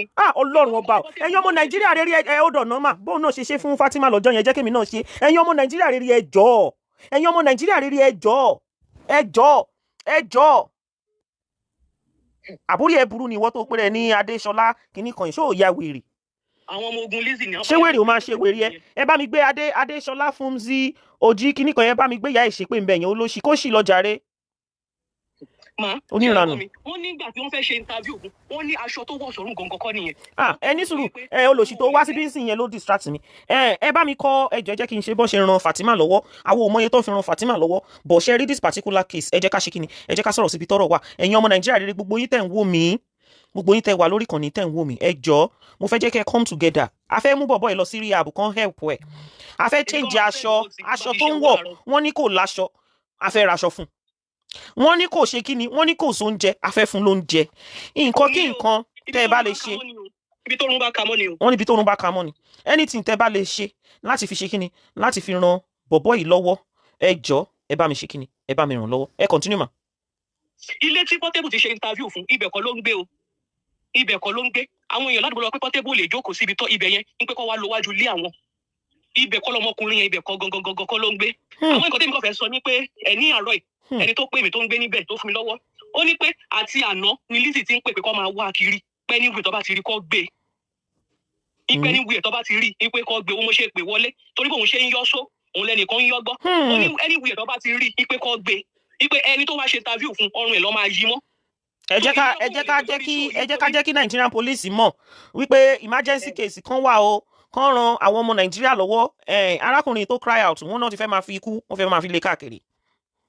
Lizzy ti ń threatening ẹ̀ kiri tó rẹ́ni tó sọ fún mi lóun wà nínú àwọn tó lọ wá wípé láàrin o wọ́n ti ń wá ẹ tó ti ń wá ó ní gbogbo ẹkú tó ń sun ó ní pé kò fẹ́ sọ̀rọ̀ ní pé kọ́ sì padà wá ṣe interview fún pé ẹ máa gbọ́ ọ̀rọ̀ ẹgbẹ́ ọmọkùnrin yẹn mention wípé ibi tó sìn ìyá Lizzy sí pé Lizzy ò mọ ọbẹ̀ kò pa irọ́ ó ti ní òun máa lọ ya sàárè ìyá yẹn tóun bá ti ṣe tọ́lọ̀ sọ ìpò òun máa yẹ òun máa sẹ́ǹdì ẹ̀ sí pé àti ọlọ́mọ yìí sì ìyá yẹn Lizzy ò dé bẹ́ẹ̀rì báyọ̀ gun owó tó ṣe wọ́n ti ní kó má gbàgbé sàárè ìyá yẹn kọjá mọ́ ni gbogbo sàárà tọ́lọ́ pé ó ń ṣe ní Lẹ́kì kò ń ṣe sàárà yẹn ló ń ṣe o sàárà òkú làtí ló ń ṣe o sàárà òkú làtí òun ló ń ṣe kò ń ṣe sàárà àtìyẹ tó ẹjọ́ kọ́mí fẹ́ẹ́ gbẹ́ bá wa pariwo síta pé ikọ́ kò gbọ́dọ̀ ṣí ọmọkùnrin yẹn tó lọ pé láti àná ni Lizzy ti dẹ̀yàn síta wípé kọ́ máa wá kiri láti àná ni so mi ò ní fi kún ọ̀rọ̀ mi yẹn ní parọ́ mọ́ nǹkan tí mo gbọ́ òun mo sọ yẹn. ẹ ṣé gan ma ẹ ṣé fún ọkọ yẹn pọ̀ ẹ ṣé gan ma ẹ ṣé.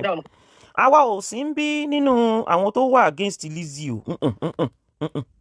àwa ń ṣe kéèsì tó wà lórí ìkànnì ẹ̀rọ ayélujára ni o hello and then Mr. Portable ló wà in charge kéèsì arákùnrin yìí ẹ lọ ẹ káàsán. hello ẹ káàsán ma. ẹ káàsán ma o. yes ma. a fẹ́ dá sí ètò ni o. go ahead ma. ẹ kú ètò Lady Polodi. ma. ọlọ́run àtúlẹ̀ àti ọ̀nà yín ṣe. àmín ma. àkókò ń gbádùn yín. máa ṣe rí ọ̀rọ̀ Lady Lizzy yìí wọ́n ní ẹni tí ò bá ní rẹ̀ ni kò lè mọ iye ni.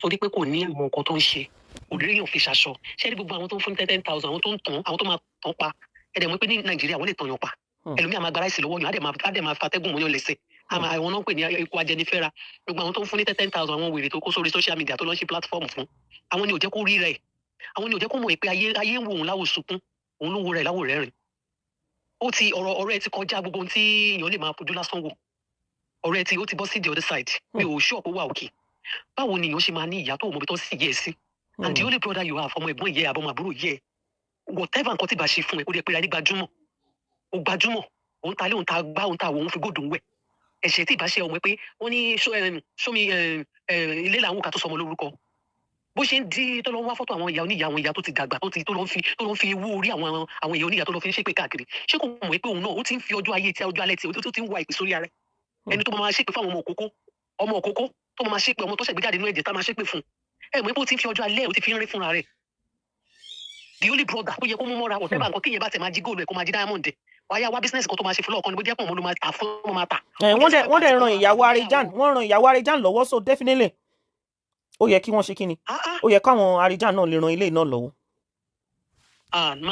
ẹ wo ẹ jẹ́ kán fi ọ̀rọ̀ Lizzy ilẹ̀ tó máa fẹ́ ẹ̀pù ẹni yìí ó jẹ́ rehab tó bá yẹ pé lóòótọ́ ni ó mú nǹkan ó jẹ́ rehab ló máa lọ kán lọ rehab ẹ̀ nǹkan iṣẹ́ tó ń ṣe iṣẹ́ aluminium because ìgbà tí mo gbọ́ story yẹn lánàá òun ké ni pé gbogbo ẹni tó ń ṣe gbajúmọ̀ ìwọ tó lóun jẹ yèyé mẹ́sàn àwọn tó gbé ń joyè gan àwọn olóòrùn bíi tiẹ̀ náà ló gbé ń joyè àwọn olóòrùn bíi tiẹ̀ tó lóòrùn ni ẹlẹ́dẹ̀ kò sí bọ́ ṣe lè kó diamond sí ẹlẹ́dẹ̀ ṣe máa lọ kóra ẹ̀bọnú ròfòrófò àwọn olóòrùn ni because tó bá yẹ pé àwọn yẹn ní ojú inú ni wọ́n mọ̀ pé òun ṣe èèyàn gidi òun ṣe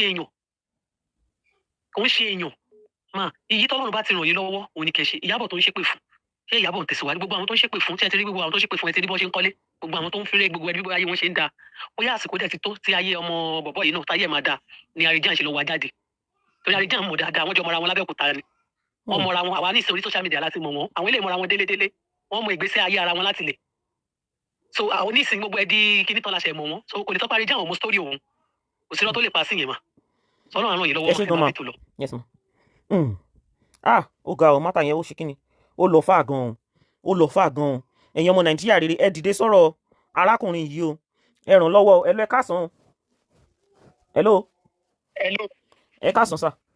ẹ káàsán ma. Yes ma.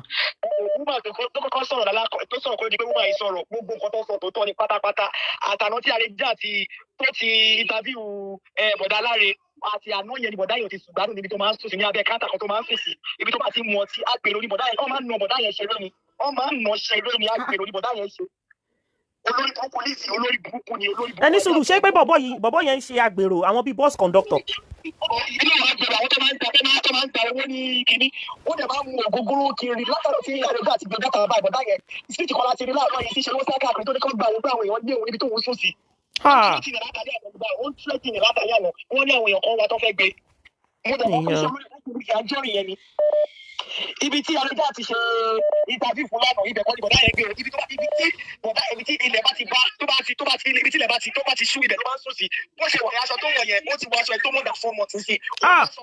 ẹ jọ ẹran arákùnrin lọ́wọ́ ẹ raṣọ fún un ẹran arákùnrin lọ́wọ́ ẹ raṣọ fún un ẹran lọ́wọ́. Oh my God. Wọ́n náà ti lò ní o wọ́n náà lo bọ̀dá ẹ̀ ni wọ́n lò ní Ọlọ́run abiyamọ o ìkúnlẹ̀ abiyamọ o. Wọ́n ní kò ń ṣe bus conductor nìkan o wọ́n lòun ló máa ń bá wọn pèrò sọ́kọ̀ Jésù Olúwa o Ọlọ́run o Ọlọ́run jọ̀ọ́ Ọlọ́run Ọ̀ṣọ́fà sọ̀kalẹ̀ jọ̀ọ́ Ọlọ́run Ọ̀ṣọ́fà. Eléyìí pọ̀ o ẹ̀yin ọmọ Nàìjíríà ẹ dìde ìkọ́nà àwọn Nàìjíríà celebrate láti rí kíní kan wàhálà wá o ẹ̀yin ọmọ Nàìjíríà wá dìde sọ̀rọ̀ yìí eléyìí má pọ̀. Igbó ti pọ̀ ní gbogbo bẹ̀rù ọlọ́pọ̀ igbó ti pọ̀ ní sí ọmọ mi tó sì jẹ́. Bọ́sì lè jẹ́ ká gbọ́rọ̀ jàre.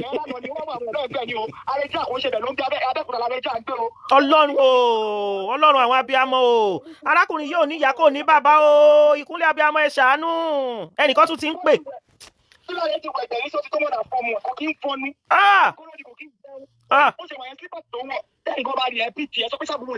Ẹ rí ni ó wọ́n fi ẹwàṣọ tó wọ̀ Ọlọ́run ọba abiyamọ o. Níbi tó ti ń ṣe àgbèrò bàbá kan ló kó aṣọ yẹn fún aṣọ àkàrà tó wọ̀ ẹ̀ bàbá kan ló kó fún níbi tó ti ń ṣe àgbèrò yẹn. Ẹ jẹ́ gbé next call. Ọlọ́run àwọn abiyamọ ẹ lọ ẹ káalẹ́ o ẹ káàsán o. Ẹ̀yin abiyamọ ẹ dìde sọ̀rọ̀ yìí. Àwa abiyamọ ti dìde for instance ká ti assume pé Láre ń jalè boss lady Lizzy tó mọbi tó mórúkọ gbogbo ọmọ abiyamọ ayé lọ tó lọ ń ṣoògùn síyàn tó bá yé èèyàn jẹ́ so kò mọbi tó lè mú Láre lọ tó máa bá tún ayé Láre ṣe. Á dà fún yín mà. wọ́n ti ń ba ayé èèyàn jẹ́ nìkan ni Lizzy Anjorin mọ̀. Ṣé rí pé gbogbo ìpè tó ń ṣẹ́yìn sí ó ń dáhùn nínú ìran wọn. Bẹ́ẹ̀ni ìṣe mọ̀ pé tó bá jọ ohun la fi ń wéhun. Ọlọ́run ọba o. Wèrè dìran ọmọ òṣì ọmọ ọ̀ràn kíran so ó mọbi tó ti ń ba ayé èèyàn jẹ́ èèyàn kan tó kù nínú ẹbí yín o mọbi tó máa mú lọ tó máa ti tún ayé ẹ̀ ṣe it's so shameful ká tó sọ̀rọ̀ ká tó wí o ti lọ gbé fọ́tò ẹbí ẹlẹ́bí wá ẹbí ti ẹ̀gùn òṣèré aláràkà ìyá Ìyábọ̀ Òjó tó ń gbé ṣépè lójoojúmọ́ kò rí bí fitting burial tó fún yẹ ibi tí wọ́n sì ìyá Ìyábọ̀ Òjó sí èèyàn lè gbé bẹ́ẹ̀dì lọ síbẹ̀ gan kó lọ sùn síbẹ̀ kudos to you kú mọ́dà ó ṣe dáadáa fún ìyàwó ọmọ náà tiẹ̀ náà tọ́jú ẹ agbára òun ní ráre kú. àmín. Bọ̀ kíní yẹn lọ fà o kó má mọ ibi tó ń sin ìyá ẹ̀ sí ó lọ fà o ó lọ fà o ó lọ fà o.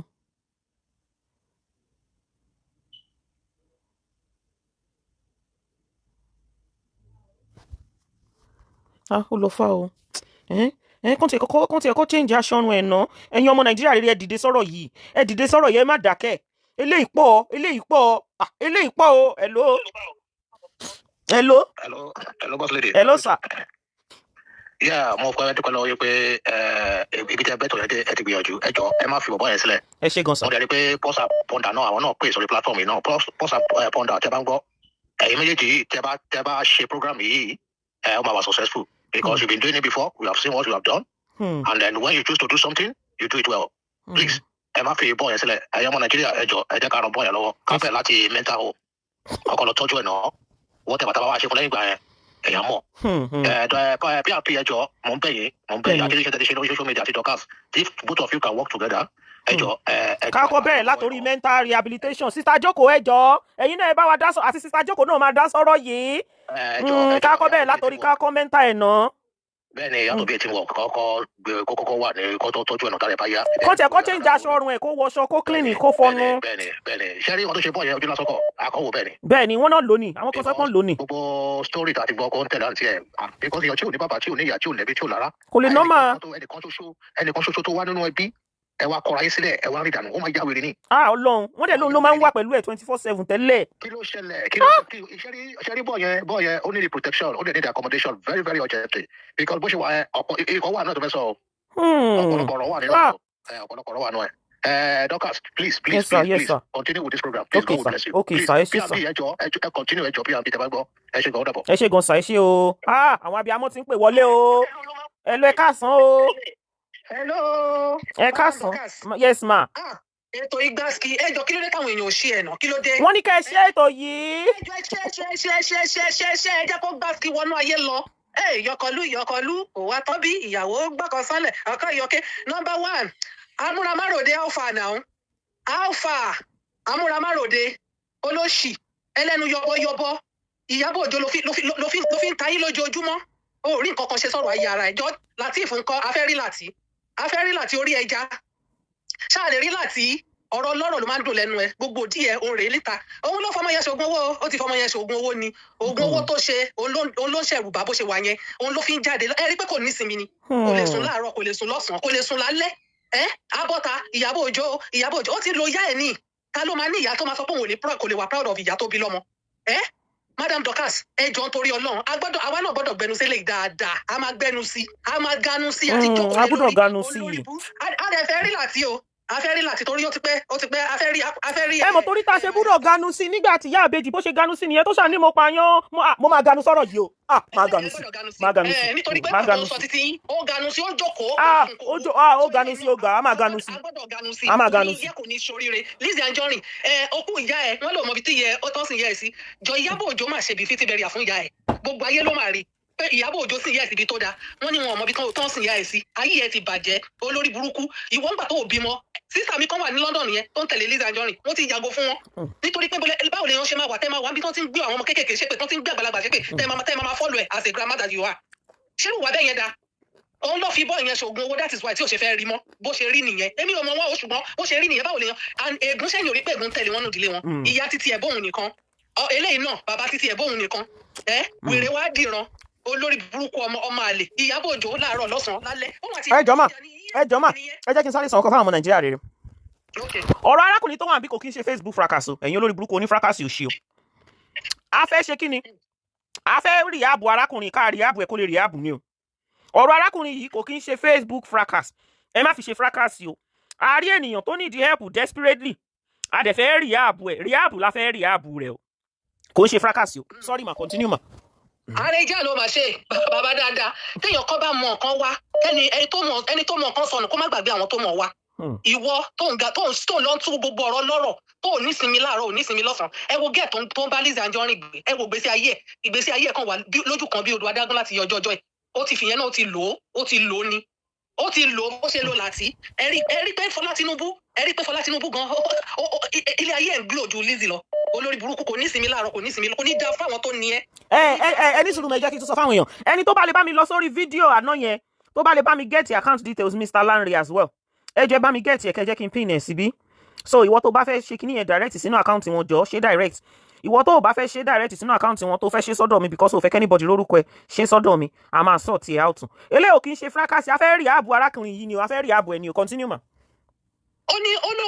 ó ní forgiveness is a sin abẹ́ ẹ̀ mọ̀ ṣe ẹ rántí dáadáa ó ní forgiveness is a sin bó ṣe jẹ́ pé forgiveness is a sin eléyìí gan àwa náà ò ní forgive ìkọ́kọ̀ gbọ́dọ̀ ṣe láre o Lizzy ìkọ́kọ̀ gbọ́dọ̀ ṣe láre Nigerian police stick to this ẹ jẹ́ ká ràn Lanre lọ́wọ́ Lizzy Anjorin ò gbọ́dọ̀ pa Lanre o kò gbọ́dọ̀ pa o kò gbọ́dọ̀ kú o Lanre ò gbọ́dọ̀. a máa jẹ́ kí Lanre ìtò ṣẹlẹ̀ ní wípé bí mátà yẹn ṣe wà yìí a máa jẹ́ kí Lanre report fún Nigerian Police Force because kò sí nǹkan kan kò nínú law and the constitution of the Federal Republic of Nigeria the law and the constitution of Federal Republic of Nigeria ò sọ pé ènìyàn ò lè seek fún help online kò ní pé ènìyàn ò lè seek fún financial help kò ń ṣe pé Lanre bá ayé anybody jẹ́ náà ó ní òun ti ṣe kí ni ó ti tán òun ní the help sister òun multi-billionaire ni kò dẹ̀ ṣe kí ni kò look after òun ebi ń pò òun àwádẹ́ rí pé wà distress ó ti ní mental kìíní kan bí ṣikoloko madness or something like that so ìtorí ẹ̀ la ṣe fẹ́ ṣe kí ni la ṣe fẹ́ ṣe ìrànlọ́wọ́ fún arábìnrin yẹn. ẹ wo madam boss lady ṣe rí arákùnrin rádà àbí kò sí ìrànlọ́wọ́ tán lè ṣe fún Lanre ẹni tán ti gbégbálé lórí wọ́n ti lo gbogbo àlùbáríkà rẹ̀ kọ́lọ̀ ṣàánú wa ni Ọlọ́run má jẹ́ ká wá láti ìran burúkú ìrankíran láti inú ilé jàtijàti Lizzy ti lóní tí wọ́n sọ pé kò gbọ́dọ̀ rí mọ́ bó ṣe rí nìyẹn torí kí ló fẹ́ fà á ọmọ tó ń tẹjọ́ ń káàkiri nígbà tẹwà léwe tó wá di sọ́dílì kan tó fẹ́ rí mọ́ sẹ́yìn ò mọ̀ pé ejò ti lọ́wọ́ nú ẹni tó ìyá ẹ kú ibi ojú orí ìyá ẹ olówó gbóná Lizzy olówó gbóná ni ẹ I hate this lady with passion I just hate her for in fact èmi ò kí hate èèyàn for no reason I just hate her mi ò wo program ẹ rí wọn kọ tẹ ẹ̀gbọ́n mo máa sọ fọkọ mi mà ní I don't know àwọn olórí burúkú bíi titi àwọn àbáyéjẹ ọbàyéjẹ àwọn náà máa ń jókòó sórí program ẹ nítorí pé tó lè bá téèyàn bá ń ja olè tí gbogbo aráàlú bá jáwọ́ jọ tó bá wí sẹmọ kó lè yẹn ò ní jalè mọ́ sẹmọ bẹ́ẹ̀ mà nítorí táwọn èèyàn wá support Lizzy òun ló jẹ́ kó máa sórí burúkú káàkiri náà ọmọ ègún ọmọ ìrankíran àfẹ́ nílùú Nàìjíríà àfẹ́ nílùú Yorùbá o ó ṣọmọ Yorùbá o Lizzy ègún ní ẹ padà sílùú ègún ẹ we hate you Nigeria hate you àwọn òkú bíi ti tiẹ̀ àwọn òkú nù sà àwọn náà support program ẹ kò sí èèyàn gidi tó support program ẹ ò ní sinmi láàárọ̀ ò ní sinmi lọ́sàn ò ní sinmi lálẹ́ ó máa bọ́ta Ìyábọ̀ Òjó Gistlover o Ìyábọ̀ Òjó wọlé ayé Ìyábọ̀ Òjó ọmọ tiẹ̀ dà àtẹ̀tò bí tí ó ti di gírí àgbọ̀ ọmọ yìí ò lè pé ABCD àgbọ́kọ́mọ yẹn làwọn. No, ẹ má tiẹ̀ sọ̀rọ̀ ẹ má sọ̀rọ̀ anything àfẹ́ fracas kìíní ẹ má sọ̀rọ̀ anything ok ẹ jágbe next call àfẹ́ ẹ má ṣe fracas bí o ẹ má sọ̀rọ̀ mọ́ anybody o ẹ má sọ ìbú kìíní kankan ẹ kàn sọ̀rọ̀ straight ọ̀rọ̀ Lanre là ń sọ ọ̀rọ̀ Lanre fóònù ṣe ń jámọ́ra wọn báyìí hello sir. sir. ẹ wọlé ṣe. ṣé ẹ wà sir. ẹ kó ètò now alákọ̀ọ́kọ́ ṣé o ń gbọ́ mi. yes sir. now èmi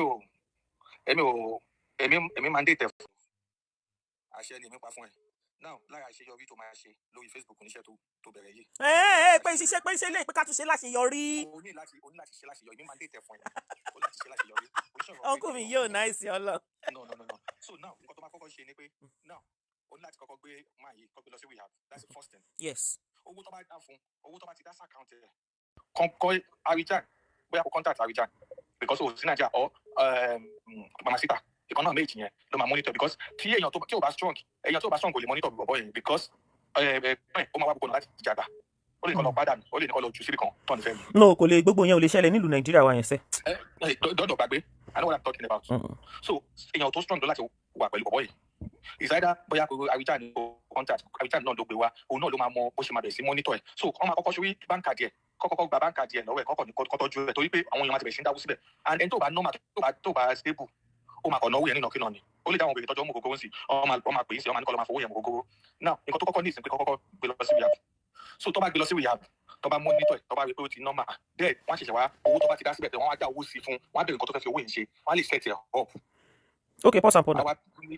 àwa ní nǹkan gidi tó máa ṣe mo fi Ọlọ́run bá bẹ̀ẹ́ ni o mo máa dé ìtẹ̀ fún ẹ ni o àṣeyọrí tó máa ṣe tí ò ní gbàgbé lórí Facebook everybody ò ní gbàgbé lélẹ̀ so má ṣe láṣẹ kò má kọ̀ pé wá bó ṣe ṣe ṣókan ìsìnkú gbàgbé síbẹ̀ no I don't want that iṣẹ́ tó ti bẹ̀rẹ̀ yìí ni ó dẹ̀ láti parí ẹ̀ so kò sí ọ̀rọ̀ kankan lórí ẹ̀ mọ́ tóyàn bá rí àwọn ará ìta tó ń ṣe fún wọn náà ilé ara lè because police ẹni ẹ̀gbọ́n ẹ̀ so dẹ̀ ní tẹ́gbọ̀n bá sọ pé tóun bá lè ṣe náà gbọ́dọ̀lọ́hún lò ṣé o pé gbọ́dọ̀lọ́hún wọn sí family wọn at least ó ti lè ṣe ti Fọlá tó jẹ́ ti ìyàwó ọkọ ẹ̀ tẹ́lẹ̀ tó ti lè ṣe àṣeyọrí lórí yẹn òun náà ló láti ṣe tàbú ẹ̀ náà ṣèbí tó bá sọ pé ti Fọlá irọ́ pàtó bá lè ṣe lè tán sí ṣọ́ọ̀ṣì àtìlẹ̀ pẹ̀lẹ́ náà ní irọ́ ẹ̀jẹ̀ gangan lélẹ̀ sí ṣe bó sọ pé Fọlá òbí mọ̀ kọ̀ọ̀kan ọ̀hún help ẹ̀ ni now eléyìí tó jẹ́ ẹ̀jẹ̀ gangan lélẹ̀ sí so eléyìí gangan ni knock off lórí Facebook mo fọlọ́run bàbẹ̀ eléyìí ṣọ̀rọ̀ fracas no iṣẹ́ tọ́lọ́run lò ẹ̀ fún lélẹ̀ so ṣé láṣeyọrí ó ṣe láṣeyọrí everybody rí. Yes, sir. It's done. We must help this guy. It's done. The job is done. Ẹ má sọ di fracas àwọn ọba yín ṣe fracas ń bí o. So kọ́má ìṣòro ìgbà tó máa bẹ̀rẹ̀ sí ṣe ṣòro pé àwọn enemies ọmọ pé fracas máa ń wọ̀ ọmọ bẹ̀rẹ̀ sí ń pè bọ́bọ́ yẹn wọ́n máa manipulate ó wọ́n lọ bá dọ̀ka ìyẹn mo sọ pé ìdájà. No wọn lè no gbogbo bẹ̀yẹn la máa handle. Sister Joko ẹ jọ ẹ bá wa wá rehab center anyway ẹ bá wa wá rehab center tó ń ti lè rehabilitate bọ̀bọ̀ yìí.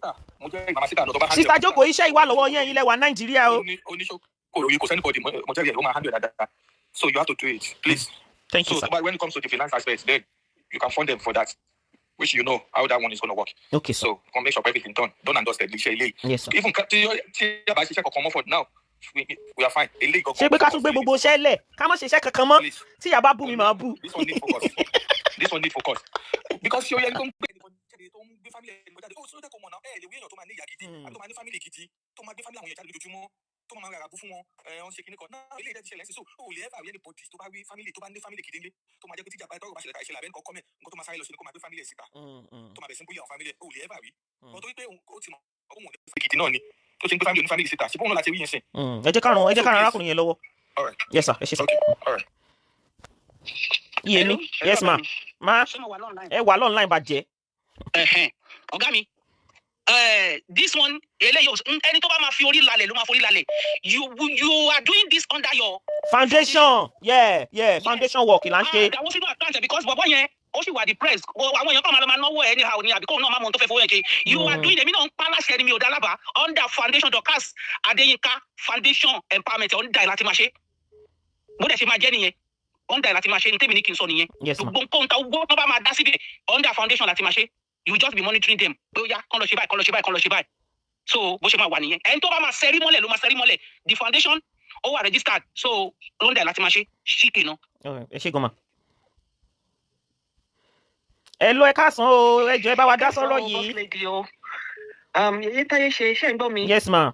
ok èmi kàn ní suggestion méjì tí mo fẹ́ fún yín Ọlọ́run á ràn yín lọ́wọ́ o ẹ ní ṣiṣẹ́ ṣe o mo appreciate gbogbo ohun tẹ́ ń ṣe ilé ìtẹ́dẹ̀ fẹ́ ṣe lórí Lanre yìí náà kò ní bu yín lọ́wọ́ lágbára Ọlọ́run ẹ máa gboríyìn lórí ọ̀rọ̀ Lanre yìí ni ṣé ọmọ kan tẹ́mi fẹ́ sọ ni pé ṣé rí Lanre yẹn ẹ má jẹ́ kó wọ àkáǹtì ẹ̀ rárá for now because ìtorí wọ́n ṣe bó ṣe wà vulnerable owó yẹn sìn ó lè má utilize ẹ̀ mo fẹ́ kẹ́ ẹ ní àkáǹtì kan for that purpose for him tí a máa fowó sí ká dẹ̀ máa ní èèyàn kan mo rí tí màá tó sọ̀rọ̀ gbẹ̀yìn sọ dárúkọ Mama Sinta pé bóyá àwọn kan bá wa ẹ̀yin náà sọ pé bóyá kan bá wa wá rehab center tó dáa Ọlọ́run á fún yín ṣe Ọlọ́run á fún Mama Sinta náà ṣe ìyẹn that's one suggestion the second one ni pé màá fẹ́ kẹ́ ẹ wá bẹ́ẹ̀ ṣe lè mú màá yẹn wá sí orí ètò kẹ́ ẹ interview ẹ̀ I need àti mọ̀ so many things to get to the root of this so many things wà tí Arijan ò béèrè lọ́wọ́ ẹni yẹn lánàá àwọn questions yẹn mo lè send ẹ̀ sí yín mo ò ní fẹ́ post ẹ̀ náà torí tí Lizzy bá gbọ́ o lè sáré lọ máa wá bó ṣe máa manipulate mo lè forward àwọn questions yẹn sí yín I need láti ní answers to those questions for security purpose mo fẹ́ sọ àwọn questions yẹn online by ṣó so those two things tẹ́ bá lè try kẹ́ rí máa yẹn kẹ́ gbé wá sórí ètò kẹ́ interview ẹ̀ pẹ̀lú àwọn we need information àwọn information kan wà tá a need even mọ̀ nípa Lizzy tá a mọ̀ so this is the right person to tell us and the second advice òun náà ni mo ti sọ ilé àpèkẹ́ má sanwó sí account ẹ̀ kẹ́ create account kan for that purpose Ọlọ́run á jẹ́ fún yín ṣe. Thank you ma. God bless you my sister. Ó dàbọ̀. Thank you ma ṣe kàn ma. gbogbo kẹ́yìn sọ pé wọ́n máa report account kìíní kan yẹn wọ́n report account àwọn èèyàn ìyẹn mà ti di àwọn ayé ìgbà tó máa ń ṣe legal job gbogbo èèyàn mà lè ṣẹlẹ̀ mọ́ Naija ń sìn. Hello ma. Sorry ma phone call yẹn ti pọ̀ jù ní ma. Dorcas, now please listen attentively. ṣe fracas o. Ojú ẹ̀mí àtọjú ara la fẹ́ fi wò ó tí Ọlọ́run ẹ gangan tó o máa ń ṣe òun ló délẹ̀. bẹ́ẹ̀ ni ìkànnì àwọn iṣẹ́ yẹn rèé. ẹ má lo àkáǹtì Lanre. ok ma. kò sí tẹ̀lé fún tó lè manage. ok kò sí ní right size ẹ̀. Okay. nígbà tẹ̀ jọ̀wọ́ sí gbóni. Okay, ká kọ́kọ́ bẹ̀rẹ̀ látòrí rehab. Àwọn ọ̀tún ms ní kò sí gba gbogbo tẹ́ bá fẹ́ gbà fún. Okay. Àwọn tí wọ́n fún ẹ nítorí ọ̀rọ̀ ẹ ló ń ṣe. Ṣé o wá rí ẹni tó máa wá sọwọ́pọ̀ pẹ̀lú ní àkọ́kọ́ ó sáré kọ́kọ́ lọ́wọ́ ọmọkùnrin yẹn náà wọ́n mú kúrò bẹ́ẹ̀ yẹn ọmọ bàbá mi ẹ̀ lẹ́gbọ̀dọ̀ number 1. Láti lọ wá rí àrídá àbí kí wọ́n pè é tó gbé wá sórí afẹ́fẹ́ kọ́ pé bó ṣe mú jáde yẹn ni kó tètè mú kúrò lágbègbè yẹn kò ní kúkú yà ẹ wá mọ bẹ́ẹ̀ ṣe máa lọ tọ́jú ẹ̀ nígbà tó bá. ẹ jẹ́ hold on ma ẹni sùúrù ẹ má ti sọ̀rọ̀ sa ẹ má ti sọ̀rọ̀ ẹni sùúrù ẹ má ti sọ̀rọ̀ ẹni sùúrù ẹ jẹ́ ń lo headphone ẹ ṣáà ní sùúrù bẹ́ẹ̀ ẹ jẹ́ sáré fi headphone sétí mò ń bọ̀ mi ìfẹ́ jẹ́ kí voice yẹn kó yọ mò ń bọ̀ ẹni sùúrù ẹ ló ṣe okay sir yes sir.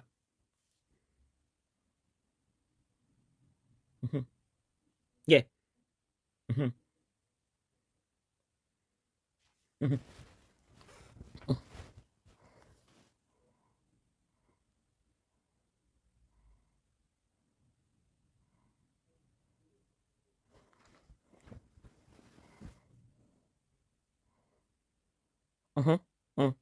Ben.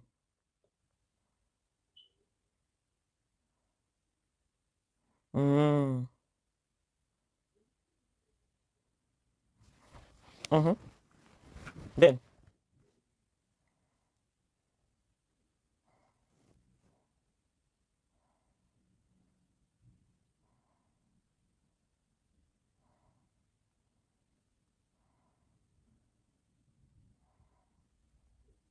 Okay.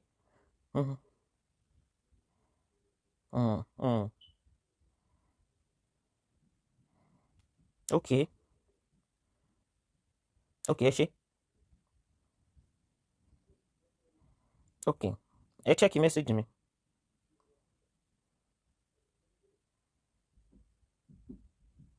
Mo ń bọ̀.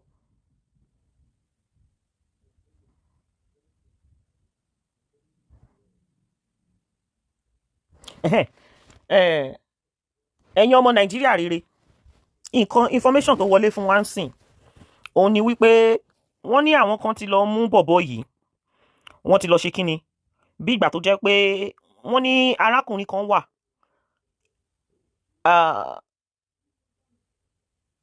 tó jẹ́ wípé bóyá ó ti bí ìgbà tóun àti Lizzy bóyá ó ti jọ fẹ́ra wọn rí tó mọ bọ̀bọ̀ yìí tó mọ̀ dáadáa wọ́n ní wọ́n wá ń gbọ́ ní background níbi tí wọ́n ti ń sọ pé kí wọ́n ṣe kíni kí wọ́n dá arákùnrin kí wọ́n dá kó kúnlẹ̀ tí wọ́n ń pariwo ní background ipe ó lè jẹ́ pé bí ọ̀rọ̀ ṣe wà ń sìn báyìí ipe ó lè jẹ́ pé arákùnrin ti wà ní danger báyìí o lọ́rọ̀ tá à ń gbọ́ ẹ ló máa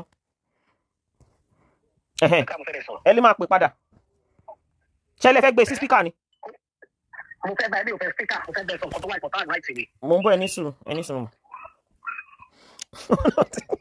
sister jókòó lè ẹ ló ma.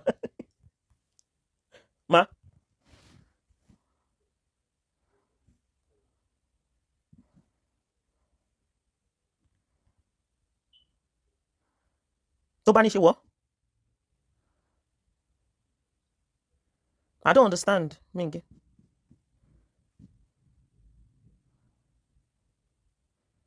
bẹ́ẹ̀ni. Ben.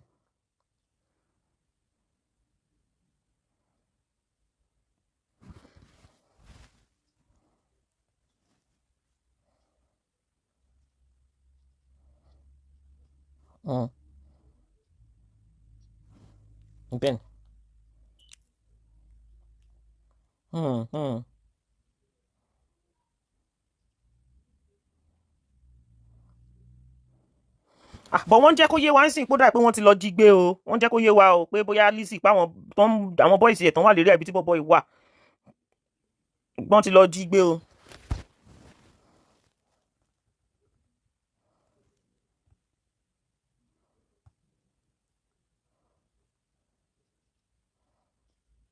Bẹ́ẹ̀ni àmì Jésù yes ma. Wọ́n náà àmọ́ o hello sir. Dorcas. Yes sir. Kí ló dé kí ló fà á. Mo sọ fún ẹ kó máa ṣe bẹ́ẹ̀ náà wọ́n sọ fún ẹ pé contact Abidjan area ní Abidjan náà wà so wọ́n máa mọra wọn ó máa mọ àwọn tóun náà máa pè. ṣe fẹ́ wà online ni ní ìfẹ́ kẹ́ ẹ sọ Online le wa o. Okay, shame me abi. Online, but do you want me to put you online or you don't want to be online? Okay, yeah, no problem. No problem. Èmi ò mọ contact Àríjàn no, mi ò mọ contact wọn. So, it's easy. Listen, lórí show ẹ̀ sọ bá sọ pé Àríjàn gbọ́ pé àwọn èèyàn máa sáré contact ẹ̀ nísìnyí nígbà kan ní kó máa pè é. So nǹkan tí mo ń sọ lẹ́kọ̀ọ́ yẹn ni pé nísìnyí kò sí eré mọ́ ọmọ àwọn ọgbọ̀n tó máa fẹ́ fi kidnap bọ̀bọ̀ yìí because wọ́n fẹ́ ọmọ àmọ̀ pé so ẹni tó ń sọ lẹ́kọ̀ọ́ yẹn pé kàn gbé wá fún interview. I need interview for now. Don't bring the guy for now sí orí interview kankan àti need information kankan. Èyí tó jù kankan ni pé ẹ jẹ́ ká kọ́kọ́ tọ́jú bọ̀bọ̀ yìí la máa kọ́kọ́ tọ́jú. So I need any interview kankan pé bóyá gbogbo nǹkan tá fẹ́ mọ̀ nípa Lizzy. No, we don't want that for now. No, I need gbogbo kí ni gbogbo yẹn ò need. So tí a sọ pé ká máa bèèrè question, I need gbogbo yẹn ò need. Nǹkan tá a need láti mọ̀ bí wọ́n ṣe fẹ́ tọ́jú bọ̀bọ̀ yìí. Àríjàn ìtọ́jú bọ̀bọ̀ yìí ló matter o, but allegedly wọ́n náà ti jí gbé o. Ọlọ́run. So sọ lórí iṣu ẹ pé tó bá ní contact Àríjàn kó send ẹ sí ẹ. O lè pè lórí iṣu yẹn náà, o lè parí náà wọ́n máa send contact Àríjàn sí ẹ níṣẹ́ tó bá sọ lórí iṣu ẹ ìṣẹ́jú kan ni wọ́n máa send ẹ sí ẹ. Òun ló wà lérí ẹ. Sórí ó ní orin kan tí wọ́n kọ pé wèrè la fi ń wo wèrè. Now àwọn wèrè náà lọ máa fi wo wèrè yẹn fún wọn tó máa fi gba ọwọ́ yìí lọ́wọ́ wọn because àwọn máa fi wèrè tán rẹ̀ wọn ò ní fẹ́ ká ṣèrí tú. wọ́n náà ti ń nà bí tó wà o, wọ́n náà ní kó kúnlẹ̀ ní tán kó ẹgbẹ́, wọ́n náà ní kó kúnlẹ̀ ní tán kó lẹ́gbàá o. ní consent sọ lórí show pé kí ẹni tó bá ní contact Àríjàn consent ẹ̀sẹ̀ ẹ̀sìn consent ẹ̀sẹ̀ call the guy ó jẹ́ kí bọ̀wọ́ yẹn mọ̀ nǹkan tó ń ṣẹlẹ̀ from there yẹn máa àwọn tó máa pè ọmọ ewé àìjọ ní gbogbo wọn so tó bá ti wà ní location kan náà ṣe máa mọra wọn ṣé o ti understand because the guy live in that area Àríjàn so ti understand. ẹ jọ awareness yo. Please so má kò jẹ́ ká kàn because nǹkan tí àti nǹkan tí Lizzy lè ṣe so òun náà ló dẹ̀ ti bẹ̀rẹ̀ ó ṣe predict Lizzy yìí láti predict the same nǹkan tó dáa predict fún náà ló ṣe lọ́wọ́lọ́wọ́ yẹn ó dẹ̀ mọ̀ pé àwọn people yìí dájú gan kò kọ kẹ́mi bọ́bọ́ yẹn má lọ sí torí kó fẹ́ wá ṣe Facebook. Iṣẹ́ kò ní bẹ́tà kan lọ report ọ̀rọ̀ fún Nigerian police báyìí. Ó máa bẹ́tà. Ipe àti ní distress kọ̀ọ̀kan pé wọ́n ní arákùnrin kan ẹ jẹ́ kán involve ọlọ́pàá. Yes, ó máa get to that level. Ẹ jẹ́ kán involve ọlọ́pàá. Yes.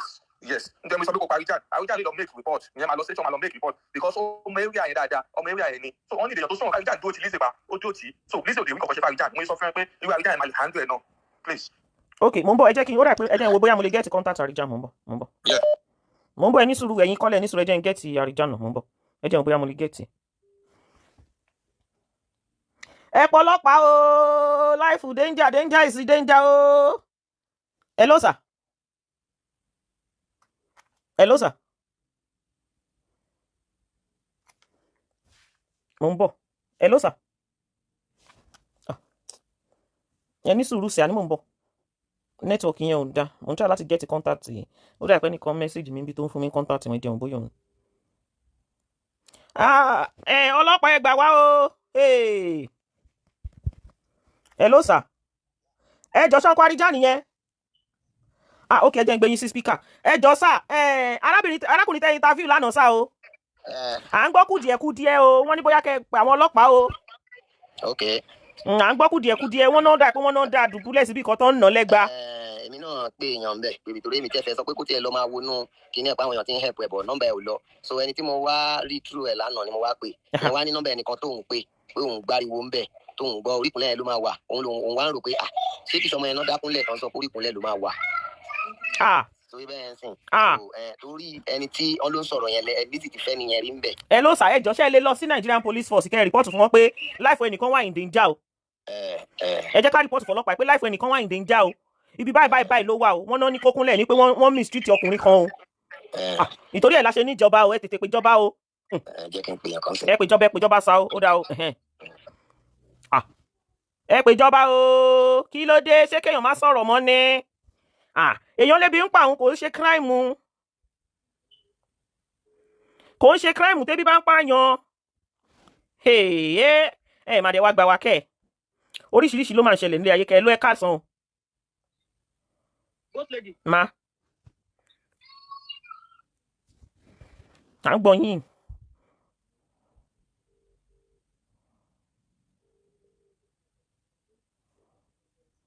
Hello ma. Hello. Ma. Hello ma. Nǹkan tí mo fẹ́ sọ náà nìyẹn. Ṣé rí Lizzy ò ní fún yín láàyè kò ní fún wọn láàyè kankan tọ́jú arákùnrin yẹn. Ó máa lọ gbé pamọ́ àbí kó ní kan pa. Nítorí pé Lizzy lọ́wọ́ nínú tó ń ṣe é. Tó bá dẹ̀ ti fi lè wà ókè, ó máa affect Lizzy. Nítorí ṣe jẹ́ kán máa wá káàkiri lẹ̀ lẹ́nu yẹn. You understand me? Ó mà ṣe o, Ọlọ́run. Olómọ̀ wípé tó bá rí ìtúsílẹ̀ yẹn, ó máa affect Lizzy. Ìkúnlẹ̀ abiyamọ o. Glory tòun, kò ní fẹ́ kó affect ẹ̀. Ìdí nìyẹn tó ṣe ní kán máa wá kiri not pé bóyá question tó fẹ́ bí tàbí pé bóyá nǹkan tó fẹ́ sọ no Lizzy lọ́wọ́ bọ́bọ́ yẹn ṣe ń ṣe rádaràda kiri. ìkúnlẹ̀ abiyamọ o. tó bá mú lọ síbi tó ti gbé máa tọ́jú ẹ̀ ojú ẹ̀ máa là á dẹ̀ affect glory Lizzy. So wọ́n máa jẹ́ kán gbé pamọ́ kò ní jẹ́ kán rí ṣe eré tó máa sáàsì nìyẹn torí ẹ̀ ló ṣe ní kán lọ gbé kán lọ dá àdúgbò bẹ́ẹ̀ kó máa ná tó bá yá sí wọ́n máa gbé kúrò níbi tó wà yẹn wọ́n máa jí gbé. Wọ́n máa jí gbé torí Lizzy lọ́wọ́ bọ́mọ yẹn ṣe ń ṣe rádaràda kò ń ṣojú lásán. Ó dẹ̀ ti mọ̀ pé step tó fẹ́ tẹ́kì sí pé kán lọ tọ́jú ẹ̀ kán mú lọ kójú ẹ̀ fi wálẹ̀ ó máa affect Lizzy ìdí nìyẹn tó ṣe ń sáká tó bá yá sí wọn ní rí níbi tán ti rí yẹn mọ́ wọ́n máa lọ gbé pamọ́. Torí tó bá wo ṣó ẹ̀ tó ṣe lénìí kò wá happy àwọn èrò kan wo ojú ẹ̀ ni kò wá happy ó ń tì kí gbàmí àkàn wò fàárà wèrè lálóhùn wo kíní kan ni o kò wá happy wà á rí pé kò lè ṣe ṣó yẹn lọ títí you understand me tẹ́ bá lọ wo ojú ẹ̀ kò wá happy. Àwọn tó bá lọ wo ṣó tó ṣe yẹ kán lọ tún wò inú ẹ̀ ò dùn. Bí wọ́n ṣe rí ọmọ yẹn yìí pé torí wọ́n ṣe rí yẹn tó bá fi lè bọ́ sọ́wọ́ ẹ̀ àwọn èèyàn máa dìde fún ọ̀lọ́wọ́ ẹ̀ wọ́n máa tọ́jú ẹ̀ ó dẹ̀ máa affect Lizzy. Wọ́n á rí pé yànmọ̀yànmọ́ ló kàn sọ kò rí ṣò yẹn ṣe dáadáa inú ẹ̀ ò dùn ṣùgbọ́n àwọn tó ń tẹ̀lé àwọn ọmọ pé kò dùn mọ́ nínú wọ́n ṣe rí ọmọ yẹn pè wá. Ẹ ṣáà lọ rìpọ́ọ̀tù fọlọ́pàá o Mr. Richard tẹ bá ń gbọ́ ẹ lọ rìpọ́ọ̀tù. Wọ́n ní rí nílùú yẹn mọ́ kì í ṣe pé bóyá torí pé ọmọ yẹn fẹ́ tú àṣírí ẹ̀ ló ń ní Lizzy wọ́rì fún kò wọ́rì kò láṣìírí kankan lọ́wọ́ ẹ̀ wọ́n tó mọ̀ pé tọmọ yẹn bá rí tù sílẹ̀ tó bá rí wòsàn tó bá wà òkè padà tó ṣe dáadáa padà ó máa affect Lizzy. Ìtí Lizzy ń jà fún nìyẹn. You understand me? Kì í ṣe pé bóyá kó má bàa táṣìírí ẹ̀ ló ṣe fẹ́ gbé pamọ́ ó lọ́wọ́ lórí nípa ọmọ yẹn ṣe ń ṣe rádaràda. So n tó ṣẹlẹ̀ gangan nìyẹn. Ẹ ṣe gan-an o. So ó bẹ́tà kan tètè rálíra díẹ̀ wọ́n máa lọ gbé pamọ́ kan tètè gbé kúrò nílùú yẹn àjẹbẹ́ wọ́n máa gbé sá lọ. Wọ́n máa lọ report. Mr. Portable is not relaxed. He's not relaxed. He's going to report to the police. Torí ẹ̀ ni mo ṣe ń pè wọ́n ní ọmọ yẹn tọ́jú kò nígbà kẹrin tọ́jú ó máa wá gbogbo ọ̀nà tó máa affect Lizzy. All right Ọlọ́run á fún ẹ ṣe lágbára Ọlọ́run tó ti ń fún ẹ ṣe bọ̀ á tún tiẹ̀ lẹ́yìn. Àmín. Á tún fún ẹ ṣe lágbára Ọlọ́run. Alright, jẹ́ kí n fẹ́lẹ̀ dọ́kà sí bàbá. Kò sẹ́nibọ̀dì tó lọ wá ìyá kí lorúkọ ẹ̀ kò sẹ́nibọ̀dì tó lọ wá Fatima tó lé káàkiri nígbà tẹ́ gbé Fatima wá o kí ló dé tẹ́yìn pípì máa ń ṣe báyìí ná nǹkan tẹ́yìn ṣe kí ló dé tẹ́yìn lè gbà ná nǹkan tẹ́yìn ṣe kí ló dé tẹ́yìn lè gbà ná this is a vulnerable man wọ́n lẹ́ẹ̀ ti dà ẹ̀wọ̀ wọ́n náà ti ń ná o Sama. Ẹ káàárọ̀ pé tó. Yes ma. Ọ̀rọ̀ ká tún gbẹ́ lé ní ilé ìtúkà wà láyà. Ó tún láòdù o. Ẹ kú iṣẹ́ Ọlọ́run. Ẹni tó yẹ Ọlọ́run bá ti gbéṣẹ́ fún báyìí tó jẹ́ ìlẹ̀ Ọlọ́run ń lò fún àwọn nǹkan rere báyìí. Ìlẹ̀ Ọlọ́run lò láti tú Fọlálẹ̀ nídìílé Lizzy. Ìlẹ̀ Ọlọ́run tó fẹ́ lò láti tú Láńrè lẹ̀. Ọlọ́run máa fi ṣẹ́yìn èèyàn Lizzy olóore ẹni dọ̀tà sí o. Nínú ìdílé èèyàn méjì tọ̀tọ̀tọ̀. Àṣewọ̀ lábúrò tó mú ògógóró kiri tó ń ṣe kọ̀ǹdọ́tọ̀ wà máa bá àwọn èèyàn lóníṣẹ́.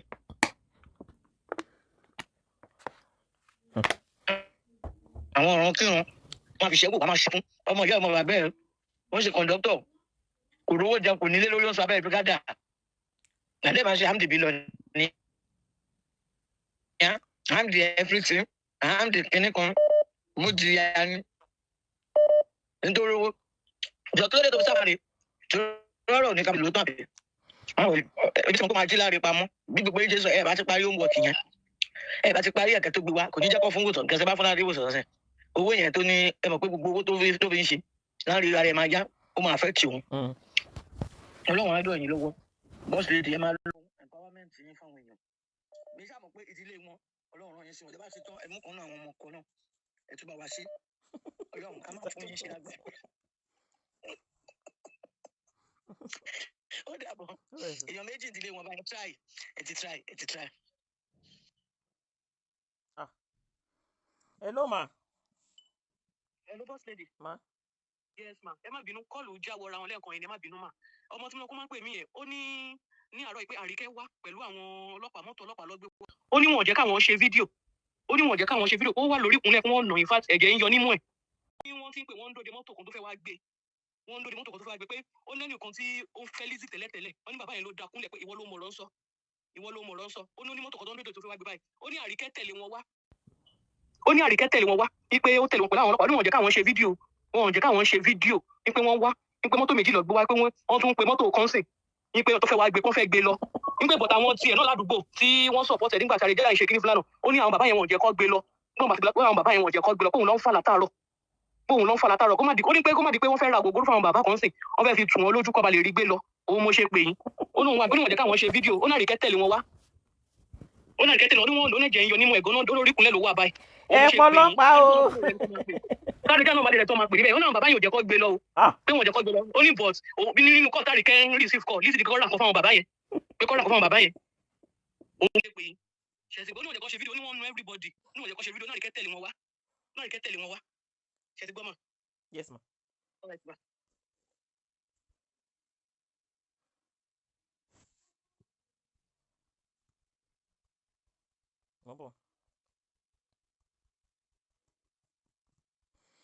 Mi ò mọ̀ ẹ̀yin tẹ́ bá ń wo kíní ẹ bá wa report fún nearest police station wípé ẹ believe pé this particular guy wípé life ẹ̀ ó wà in danger wípé ẹ believe pé life ẹ̀ ó wà in danger kọ́lọ́pàá dìde kán bá wa wá bọ̀bọ̀ yìí kán wá síta pé wọ́n ní láti ṣe kíni wọ́n ní láti wá bọ̀bọ̀ yìí síta kán dẹ̀ gbé lọ sí rehabilitation center. Hello ma.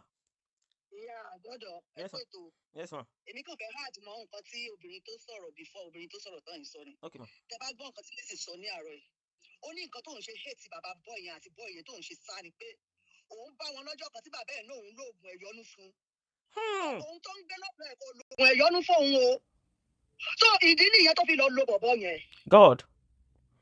so ó ní ọwọ́ nínú rádaràda tí bọ̀bọ̀ yẹn ń ṣe nítorí wípé pé bàbá ẹ̀ ń tọ́jú ẹ̀ kò tọ́jú òun kò ṣe ẹ̀yọ́nú fún òun lásán ó ti jẹ́ kí ó trigger ẹ ti mọ irú ìdílé kan ti wá pé bàbá wọn gbójúlé oògùn burúkú oògùn ní gbogbo ìdílé wọn ń ṣe so gbogbo nǹkan tó ń sọ yẹn kò fọ́nu Ọlọ́run jùlọ ní gbogbo ibi tó ń gbórúkọ àwọn èèyàn lọ ni nítorí pé èpè oògùn kì í forí burúkú mọ́yàn. gbogbo ẹ̀yin tẹ́ bá mọ bọ̀bọ̀ ìtẹ́ mọ eré àbí tó wà gbogbo ẹ̀yin tẹ́ mọ bọ̀bọ̀ ìtẹ́ mọ. inú mi ni mo ṣe ń ṣe oògùn ẹ̀ tó ó máa ń lo àdàbí sí àdàbí yẹn náà dẹ̀ da gan òun ló fi jẹ́ pé ó ní ọdọọdún bóun ṣe ń kó fọ́tò kiri lélẹ̀ ẹjọ́ gbogbo fọ́tò tó ń tó kó kiri yẹn kí ló ti ṣẹlẹ̀ sáwọn tó ń kó fọ́tò wọn. ṣe ní gbogbo ẹni tó bá mọ bọ̀bọ̀ yìí.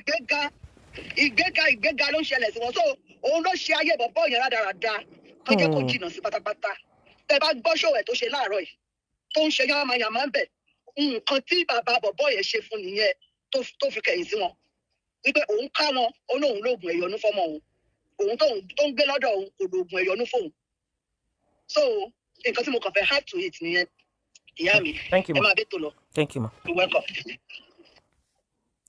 Even tẹ́ bá lọ ka post nǹkan tí Lizzy tó post sórí wall ẹ̀ nípa arákùnrin yìí people are actually supporting the guy even on Lizzy Anjorin's platform that please wípé àwọn like àwọn support ẹ̀ pé but kó jọ kó rí sí ọ̀rọ̀ arákùnrin yìí eléyìí tó jẹ́ kíni tó jẹ́ first cousin ẹ̀ kó jọ kó ṣe kíni kó rí sí ní kíámọ́sá ní wárẹ́dẹ́rẹ́. So now we are going to get them to go and report this issue. Hello ma. Ma. Yes ma. Mo fẹ́ contribute earlier nípa mental rehabilitation ọ̀bọ̀n yẹn. Okay. But as it is safety ẹ̀ ló dà kó ní paramount nsìn. Yes. Taba get it, make sure to ensure that safety is secured.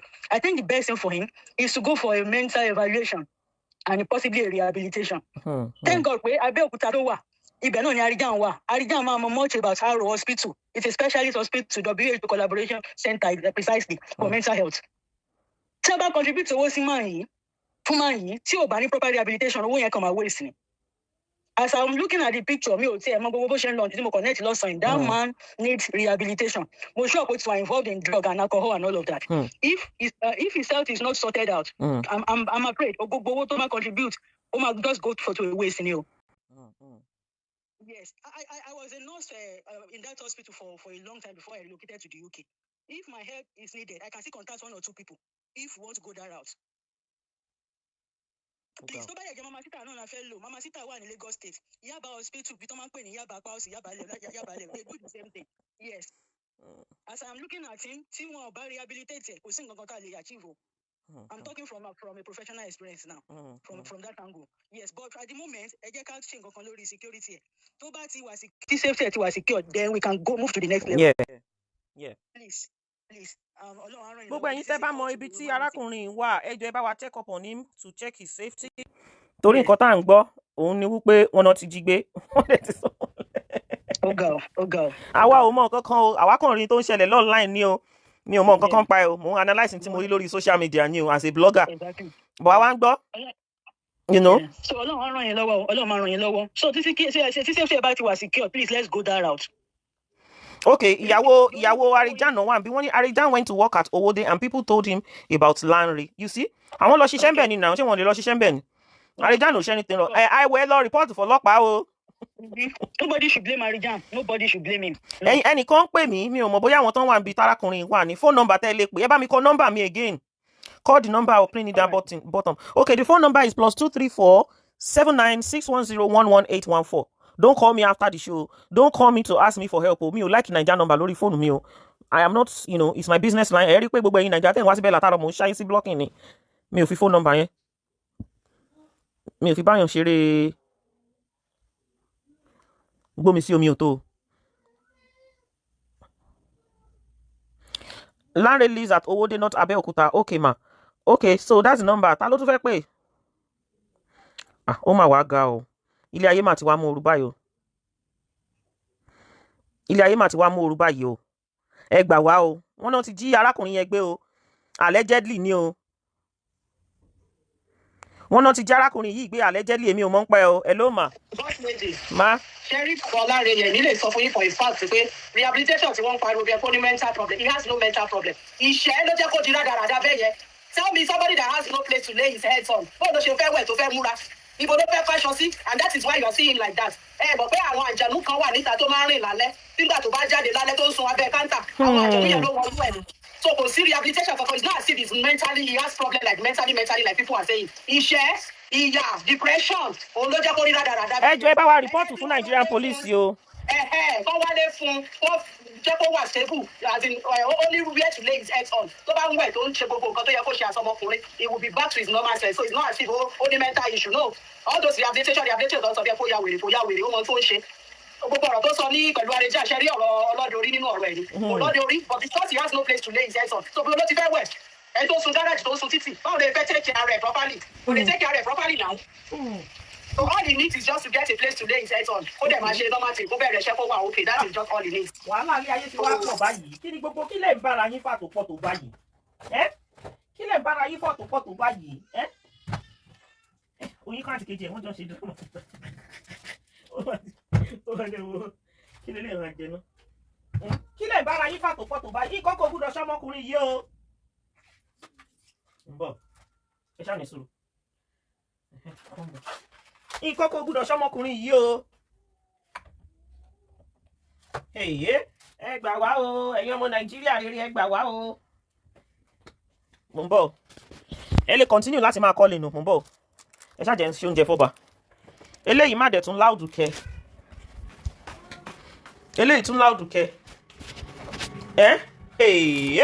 Kí ló dé tí ilé ayé le tó báyìí? Mo ń bọ̀. Ẹ̀yin tẹ́ bá fẹ́ pè wọlé ẹ̀ sì lè pè o. What are you doing to my door? Where's the bottle? Let's go make us good. Let's go. Hold on. Ere pẹ̀ ti pọ̀ yìí. Ẹ jọ̀ọ́ o. Ẹ bá wa pa àwọn ọlọ́pàá òde ń jáde ń jà. Kí ló dé kí ni bọ̀bọ́ ìṣe fún yín? Ṣé bẹ́ẹ̀ yín máa ń gbàwọn èèyàn wá? Tẹ́ ẹ máa ṣe interview fún wọn. Tí wọ́n máa ṣe normal tí ò sí wàhálà. Kí ló wá dé tó jẹ́ pé ìgbà tó jẹ́ ìgbà wọ́n wá gbà padà fún yín? Ẹ wá fi nǹkan lé ọmọkùnrin yẹn ká. Ẹ má ṣe bẹ́ẹ̀ o. Ẹ má ṣe bẹ́ẹ̀ o. Ẹ má ṣe bẹ́ẹ̀ o. Ẹ̀yin ọmọ Nàìjíríà rere ẹ dìde o. Eléyìí pọ̀ o. Eléyìí pọ̀ o. Ẹ̀yin ọmọ Nàìjíríà rere ẹ gbà wá o. Ẹ gbà wá lórí ọ̀rọ̀ yìí o. Ẹ gbà wá lórí ọ̀rọ̀ Lanre yìí o. Ẹ gbà wá lórí ọ̀rọ̀ Lanre yìí o. Orí social media mo ti rí tí mo rí lórí media ni mo ń treat o. Mi expect anybody kó sunkún o. Gbogbo wa ṣe fúnra wa nìyẹn o.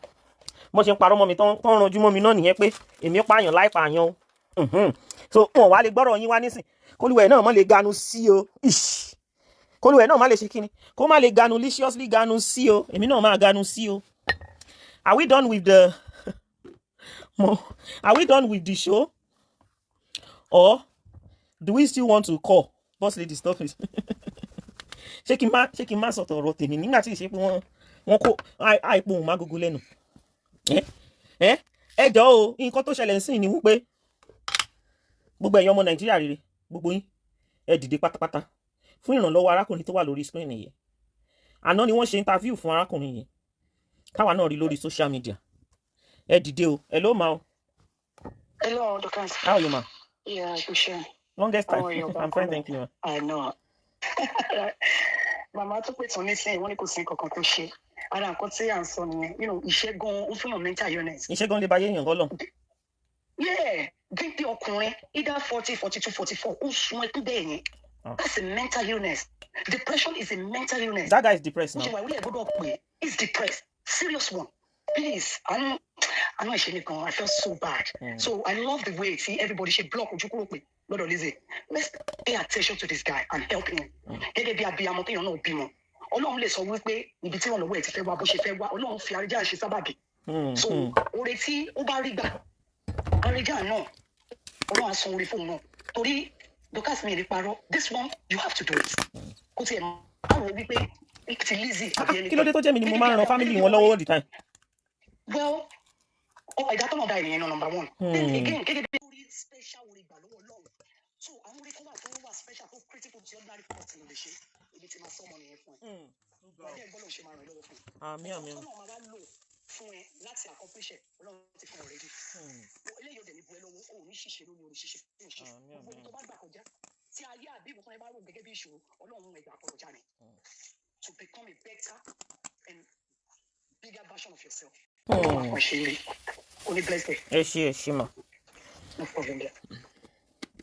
Ẹ jọ̀ọ́ ẹ̀yin ọmọ Nàìjíríà rere gbogbo ẹlẹ́yìn náà ti ń ṣe kíni gbogbo ẹ̀ láti jọ ń gbọ́ yìí gbogbo ẹ̀ láti jọ ń ṣe kíni. Ask Bike ha I don't agree o do what you gbogbo ẹ̀ lájọ ń ṣe kíni gbogbo ẹ̀ lájọ ń gbọ́ yìí o gbogbo ẹ̀yin ọmọ Nàìjíríà rere gbogbo ẹ̀ lájọ ń ṣe kíni gbogbo ẹ̀ lájọ ń gbọ́ yìí.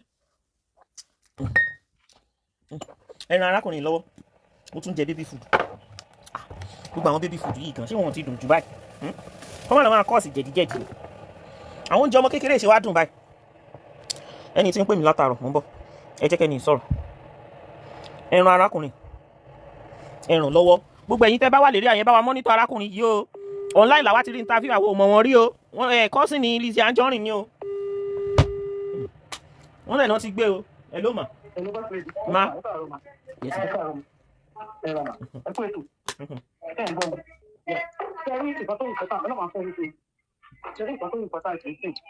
Mommy, hold on, ma. Hello. Hello. Ma. Good afternoon, boss. Good afternoon, ma. Good afternoon. I can see programming as bloggers lórí Facebook. Don't go deep. That matter is going to long and it's going to cost a lot. Ẹ wo gbogbo ẹ̀yin tí ọ̀dọ̀ wọn náà yẹn má wà bí jàre. Hello ma, mọ́mí ẹ má bínú pé mo gbé yín sí òdì jàre. Màmá disturb wọn. No ma, boss lady, ẹ fi ṣọ́, Olúwa fún mi ṣe. Ọlọ́run ò ní jẹ pẹ̀lú. Àwọn ti fẹ́ sọ̀rọ̀ nípa láàrin ẹ̀ ti pẹ́. Bẹ́ẹ̀ kò ń sọ̀rọ̀ yìí mọ́. The man is in danger now, according to àwọn tó sọ. Ọkọ̀ ṣe é sìn mà, ẹ má bínú. Ká fi ẹ̀wá jẹ́ ìsọ̀rọ̀ pẹ̀lú ọlọ́pàá. Ọkọ̀ wa pé eré àkọ́ máa jẹ ẹni yẹn. Kọ́ńdé àwọn èèyàn ti mú orúkọ boyfriend di Lizzy yẹn. Wọ́n pè é. Ẹni tó ibi tó gbé sí kó produce bọ́ yẹn. Orí bàbá yẹn lọ́rùn. Àtòrí ìyá Lizzy tí bọ̀bọ̀ yẹn bá tí láàrin bá tọ́jú. Sister Anita, delete that comment. Don't worry about that. Nítorí àwa tá à ń sọ̀rọ̀ yìí, àwa mọ Lizzy pẹ̀lú Lanre dáadáa. Àwa mọ̀ dáadáa pẹ̀lú Lanre. Òun ló ń bá gbé fún láyọ̀ ọmọ tó ń pè ní Rótìmí àdìpọ̀ tó ń pè tó ń purọ́ kó ń jẹ́ Rótìmí. Fún láyọ̀ lọmọ yẹn ń jẹ́. Fún láyọ̀. Ló ń bá gbé káàkiri.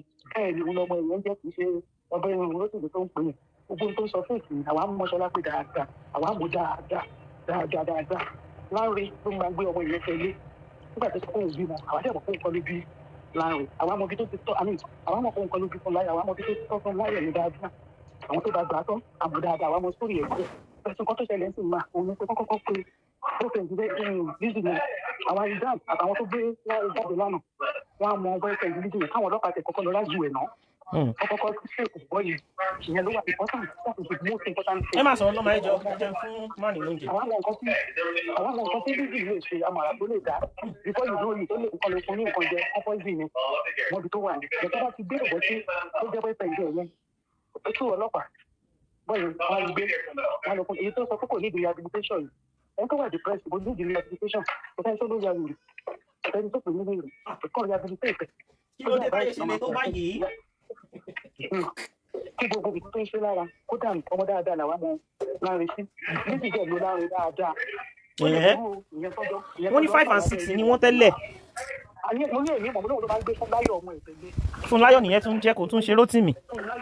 Rótìmí omi ọmọ Rótìmí tó kù fún láyọ̀ lọmọ èyí jẹ́ lọmọ Ṣọlá pé jẹ́ olóhùn àkọ́bí ọmọ tó gbà lọ́wọ́ bọ́ọ̀lù àwọn àmọ̀ pẹ́ ọmọ yẹn ló ń bá gbé ìṣẹ́ ló máa gbé báàgì pẹ̀lú tó gbogbo irọ́ tó ń payẹ àwọn kan wà tá a mọ̀ dáadáa àgbàlagbà ni wá ibi tó important sí wa ní pé olúwa ti jẹ́ sí ẹ̀mí láre kó yọjú síta kí wàá rí dáa olúwa túbọ̀ ṣiṣẹ́ àṣekún iṣẹ́ ọjọ́ kan rí bọ̀bọ̀ yẹn gbé wọ́n bá sọ nǹkan ìyá bíbí tẹ́lẹ̀ èmi ò ní kò burú omi láàrin wọn kò má wà mọ̀ kó sáà fún Lizzy dáadáa òun ló máa gbé fún láyọ̀ kiri èyí máa gbé pẹ̀lú tó máa gbé báàkì pẹ̀lú Lizzy àwọn àmọ̀ dáadáa. If I flourish, exactly, that's exactly what I said. Even before they throw that interview out, ó yẹ kán ti protect bọ̀bọ̀ yẹn first, kán tiẹ̀ tó gbé interview yẹn síta.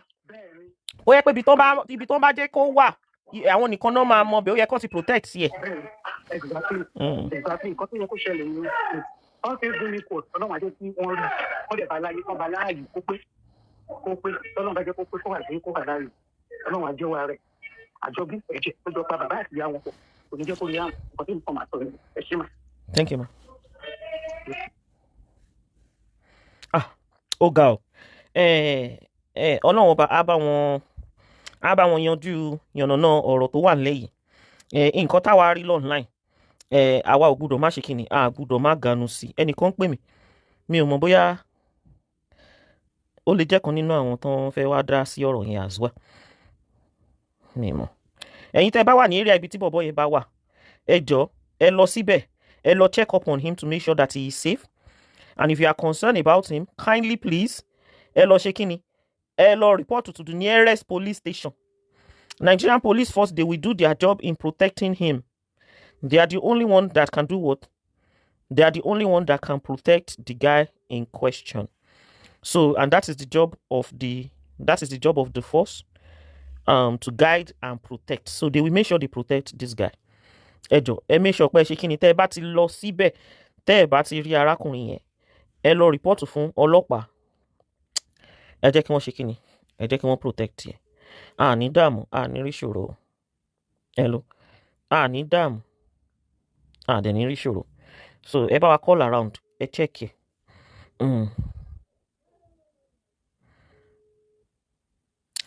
Ta ló tún fẹ́ pè before I end the show? Because I'll be ending the show soon. Mo fẹ́ sọ̀rọ̀ nípa Tóyin Abraham àti Àbíkẹ́. The next one tó ń lòdù nìyẹn. Tóyin Abraham àti Àbíkẹ́ ṣòga Àbíkẹ́ náà ń pè. Mo fẹ́ sọ̀rọ̀ nípa yẹn náà. Do we have any more people that wants to call in? And do we have people that actually live in that area that can go around there to check that the guy is safe? To check that the guy is safe. Who is Toyin Olabanji? Madam Akinsonya Adikemi, Tani Toyin Olabanji ma? Do we have people around that area? Don't they check? Let's make sure that the guy is safe. I check on him. If we need protection. Tó bá ti ní protection. Anything tó lọ́n bá lè ràn wá lọ́wọ́ láti ṣe fún arákùnrin yẹn, we will do it. Thank you very much for watching the show. I think I'm going to hang it here right now. Okay. I think I'll hang it here right now until ìgbà tá bá tó gbọ́ any other further updates, which I am sure we will have. So tá bá tún ti ní any other updates, I'll come back to you. Ẹ má gbàgbé láti ṣe kíni. Mi ò fẹ́ fi any advert sorry this particular show, so it doesn't look as if èèyàn sọ̀rọ̀ kan wá ń ṣe. So after Timbawa share other shows, we come back for advert. We are only concerned as a concerned citizen of the Federal Republic of Nigeria. We are only concerned about the safety, the mental health of the guy in the picture, and of course his safety. And I hope and pray that somebody will act fast. Hello, ma. Hello, Auntie Dodo. Ma. Yes, ma'am. Baby one call. We thank God, ma. It is well, God bless you. Nǹkan tí mi náà fẹ́ sọ sọ́rọ̀ tó wà lẹ́yìn ni àwọn kan ti sọ ṣáájú. Number one, wọ́n kọ́kọ́ wá ààbò fọmọkùnrin yẹn. Kọ́ wá ààbò èmi ò mọ Lizzy rí. Gbogbo nǹkan tó ń ṣe lórí social media, ó ti jẹ́ ká mọ orí èèyàn tó jẹ́. She can do and undo. So ti yẹn ń sìn báyìí. Kọ́ jọ torí Ọlọ́run kọ́ bá wa wá ààbò fún ọmọkùnrin yẹn. Number one. Then number two, ṣe rí àwọn owó tí wọ́n donate fún yẹn. Kọ́ máa tí ìfowó yẹn kọ́kọ́ gbé lọ sí rehabilitation center.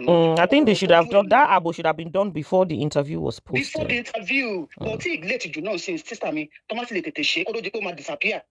Wọ́n lè wá tí báyìí kọ́ máa rí mọ́ o. Wọ́n lè ṣe lè ṣe kò tí ó sì bàbá ẹ̀. Wọ́n sì lè kọ́kọ́ protect ẹ̀ kọ́kọ́ gbé sáná. Wọ́n má jẹ́ kẹ́ni bọ̀dé mọ ibi tó wà. Ìyàtọ̀ sáwọn tó bá gbé yẹn nìkan. èmi ò ní kọ́ gbé yan mi ò mọ kankan pa gbígbé o protection. Protection ni o kò ṣe ní gbígbé. Nigeria èmi ò mọ kankan pẹ́ o protection ni. kọ́kọ́ lọ report ní police station náà wọ́n ṣàwọn ọlọ́pàá ló kọ́kọ́ máa bá wa fún bọ̀bọ̀ yìí protection kan fún ní ààbò tó péye so tí ẹ bá ti wá kúrò ń bẹ́ẹ̀ so kọ́ ṣẹ̀ṣẹ̀ wá máa bá bọ́ ṣe máa tọ́jú ẹ̀ tí ẹ̀mí kìíní yẹn kọ́kọ́ kúrò lára ẹ̀ náà kò sóye tó bá donate fún tẹ̀mí yẹn wà tí ó máa padà fi mu tí kí wọn ni whether assassin ni o whether wọ́n fi ṣe ni o whether ó ṣẹlẹ̀ torí ìrònú tó sọ ni o nobody knows but kọ́kọ́ lọ take care náà ìyẹn ni owó tó máa ṣe wá dá ló máa ṣe wá ṣiṣẹ́ fún and lastly nǹkan tí mo fẹ́ sọ kí gbogbo èèyàn máa gbọ́ mi ṣé rí láyé yìí gbogbo nǹkan láyé ló lẹ́san ẹwọ́n tó ń pariwo ẹ̀ tó ń dìgì pásítọ̀ ẹ bá jẹ ìṣìtọ́ àdéhìí jù bẹ́ẹ̀ lọ lórí ètò títẹ̀dí Lady K ìfẹ́ olúwa the baby of Oduduwa nation I stand gidigba baby of Oduduwa nation not baby of Nigeria ẹ̀yin màmá mi ẹ̀yin bàbá mi ẹ wá ra ohun tí mò ń ta ojú òní tì yìí ayé òní yọ yìí ẹ patronize baby yìí ẹ patronize Àyọ̀ká irú aṣọ wo lẹ fẹ́ tẹ́ ẹ̀rí bíbà kò sí owó ni àdìrẹ wà léèsì wà gbogbo ẹ wà yàtọ̀ sáwọn aṣọ tẹ́ ẹ wò bíbà aṣọ tún kù nínú ní inú aṣọ kù bẹ̀ ẹ wá patronize mi ẹ wá bá mi ra ohun tí mo ta ojú òní tì yìí gbogbo lówó ní Lady K African Store tí ẹ bá fẹ́ ra ẹsẹ̀ ògúnfe ó wà ní Lady K African Store tí ẹ bá fẹ́ ra àwọn tí inú ògúnfe àwọn assorted àti ti ògúnfe àti ti màálù ó wà ní Lady K African Store àwọn ògúnfe aláwọ̀ palaba báyìí lórí àwọn ògúnfe gidi ni o kì í ṣe ògúnfe gbẹ̀gbẹ̀ ó wà ní Lady K African Store bákan náà lẹ́rọ màálù turkey ẹja àwọn ẹja lọ́lọ́kọ̀ òjọ̀kan ẹja tútù ó wà ní Lady K African Store adé store tato freezer náà sí tàyàfíàìsì gbogbo àwọn ẹja yẹn so èyí tẹ bá nídìí àwọn yẹn náà ó wà pọ̀mọ́ jẹ̀bù tó ti soak ó wà ní Lady K African Store bákan náà sì ni gbogbo èyí tẹ bá fẹ́ ra àwọn provisions lọ́lọ́kọ̀ òjọ̀kan ó wà ní Lady K African Store tẹ bá fẹ́ ra àwọn body cream àwọn nǹkan tẹ lè fi ṣerun àwọn wig lọ́lọ́kọ̀ òjọ̀kan èyí tẹ bá wo àwọn program tí mo ṣe before ilé ẹ rí i pé mo display àwọn wig níbẹ̀ aṣọ tí mo wọ̀ lélẹ̀ fáfáà náà èyí tẹ bá fẹ́ wò program tí mo ṣe before ilé mo display àwọn wig dáadáa níbẹ̀ mi ò dẹ̀ display ní wig tó but mo display àwọn fine wig àwọn wig tó mú yes ẹ lọ wò ó kó má dàbí ẹnu ó wà bẹ́ẹ̀ bákan náà èyí tẹ bá fẹ́ ra agomuman power ajẹ́ bí idán mo ti dàgbà mi ò lè tó dóbò mọ́ ẹ má sọ bẹ́ẹ̀ mọ́ dádì ti dàgbà ẹ fẹ́ torí ẹ̀ lọ́wọ́ àyọ̀ǹgẹ̀ àṣírí yìí máa bọ̀ lọ́dọ̀ dádì kò lè bọ̀ lọ́dọ̀ àwọn sugar boy o wọ́n máa gbé rígí tó yín síta o àbí kọ́ máa fi tírẹ́tì gbowó lọ́wọ́ yín kírú ẹ̀ má bá ṣẹlẹ̀ ẹ wá ra àgógó mo fi ọwọ́ ìsọ̀yà fún yín ni dádì tẹ rò pé wọ́n lè gboyín dáadáa mọ́ wọ́n á gboyín àyà yín á já inú yín á dùn ọkàn yín á balẹ̀ wọ́n á gboyín kọjá bẹ́ẹ̀ ṣe lérò ẹ mọ̀ wípé Jésù lọ́ba bẹ́ẹ̀ ni mo sọ fún yín tí dádì bá gba yín mú ara yín á balẹ̀ ẹ mọ̀ wípé yẹ ìsọkùnrin làdá ẹ mọ̀ pé ó jura wọn lọ ti jákàdé kan nígbà ẹ má jẹ́ kí ẹ má jẹ́ sọ̀rọ̀ jù kó má sábẹ́ àsọ̀tò àwọn tó lò mo mọ̀ pé wọ́n máa wò mí wọ́n mọ̀ pé yes confam ni Lady K sọ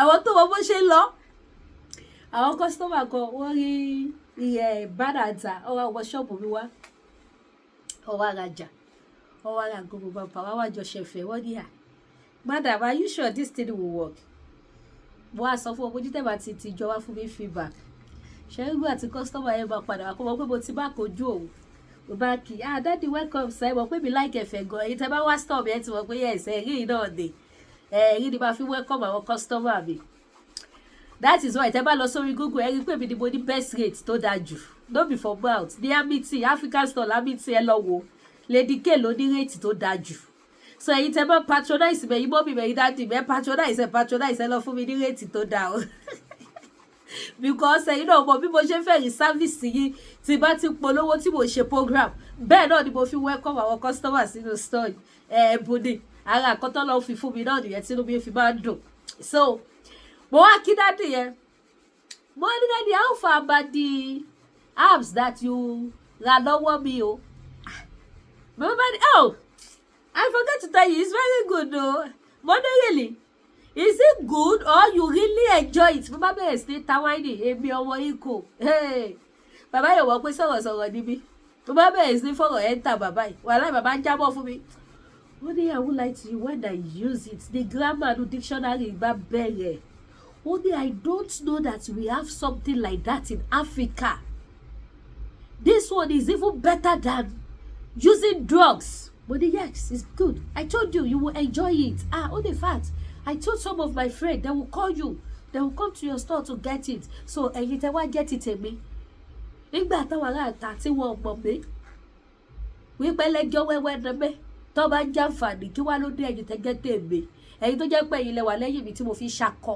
Ẹ wá ra títí yín náà. Ẹ má dọ́là ara yín. Ẹ̀yin bàbá 80-70. Ẹ trust. Ẹ máa ṣiṣẹ́ bí ọmọ kékeré ni. Be a younger boy. Trust me. Confirm. So, bó ṣe jẹ́ nìyẹn. Ogun diabetes náà á jẹ́ bí idán. Àwọn èèyàn rà wọ́n tún ra fáwọn èèyàn. Ẹyẹ lóbólógún bá ṣe ní kẹlù. Ẹ máa rí iṣẹ́. Bẹ́ẹ̀ ni diabetes tó ti pẹ́ sáàgọ́ ara yín yẹn. Kì í ṣe jọ́kan ló dé bọ́dì yín. Kì í ṣe jọ́kan ló máa lọ. Mo dẹ̀ aṣọ yẹn yìí tó bá ti pẹ́ ní bọ́dì yín. Ẹ ra 2-pack. Tẹ bá ra 2-pack kẹ tó lò tó. Nínú èpè nínú àdúrà ẹ máa fi kọ́ ránṣẹ́ sí Lady K. Yes, nínú èpè nínú àdúrà ẹ fi kọ́ ránṣẹ́. Ó ṣùọ̀ fún mi ni. Ẹ máa ríṣẹ́ mi. Bó ṣe jẹ́ nìyẹn. Náà ẹ wá ra jewelries, ẹ wá ra gbogbo tí mo ta, gbogbo lówó African store Lady K, gbogbo lówó ní. Ẹ wá ra gbogbo tí mo ta. Kí lẹ fẹ́ rà tẹ́ẹ̀rì? Ẹ ní dòbì, olójú mẹ́rin, àbólójú mẹ́ta, àbólójú mẹ́fà. Ó wà ní Lady K African store. Ẹ ní dàtàrí, àtàjọsì, orógbó, orógbó tó fresh dáadáa tí ò gbẹ o. Ó wà ní Lady K African store. Tó bá ti dọ́dọ̀ yìí ẹ wá nǹkan pẹ̀ fi ráàpù ẹ fi sínú fridge ó máa fresh síbẹ̀ ni kò ní tètè gbẹ ẹ jẹ́ pẹ́ so bóyá ṣe jáde yẹn kí lẹ tún fẹ́ ọṣẹ ìwẹ̀ ọṣẹ ìfọṣọ gbogbo lówó Lady K African store kò sí tẹ wá débi by 10 degree so bó ṣe jẹ́ nìyẹn bí oníwáyé tì gbogbo ojú tó wo program etí tó gbọ́ mi ẹ ní báráyé fọwọ́ tì ẹ ní ṣìṣe láyé yẹn bá mi ṣí ẹ̀ṣọ́ yẹn bá mi pé wọ́n gbòòrò ayé ẹ jẹ́ káwọn èèyàn mọ̀ pé yes mo tún ti ṣe kiri mo tún ti gbé mi wá bá ṣe máa ṣe é sí nìyẹn a máa lọ grab ẹ̀ mọ́ra wọn lọ́tún lọ́sí so that kò ní jẹ́ wípé wọ́n máa sọ wípé ẹjọ́ tó ti rò látijọ́ ìgbà tẹ́ bá tún gbọ́ àwọn míì láti ọ̀dọ̀ àwọn ẹlòmíì ẹ fi máa mọ̀ wípé yes kò ṣe dúró wò òun lọ̀rọ̀ tó wà lẹ̀ ẹ ṣe gan mo dúpẹ́ ẹ má gbàgbé láti like ẹ comment kẹ́dẹ̀ bá mi share kẹ́dẹ̀ subscribe sí YouTube channel mi ojú òní tì yìí ẹ ṣe gan ó dàbọ̀.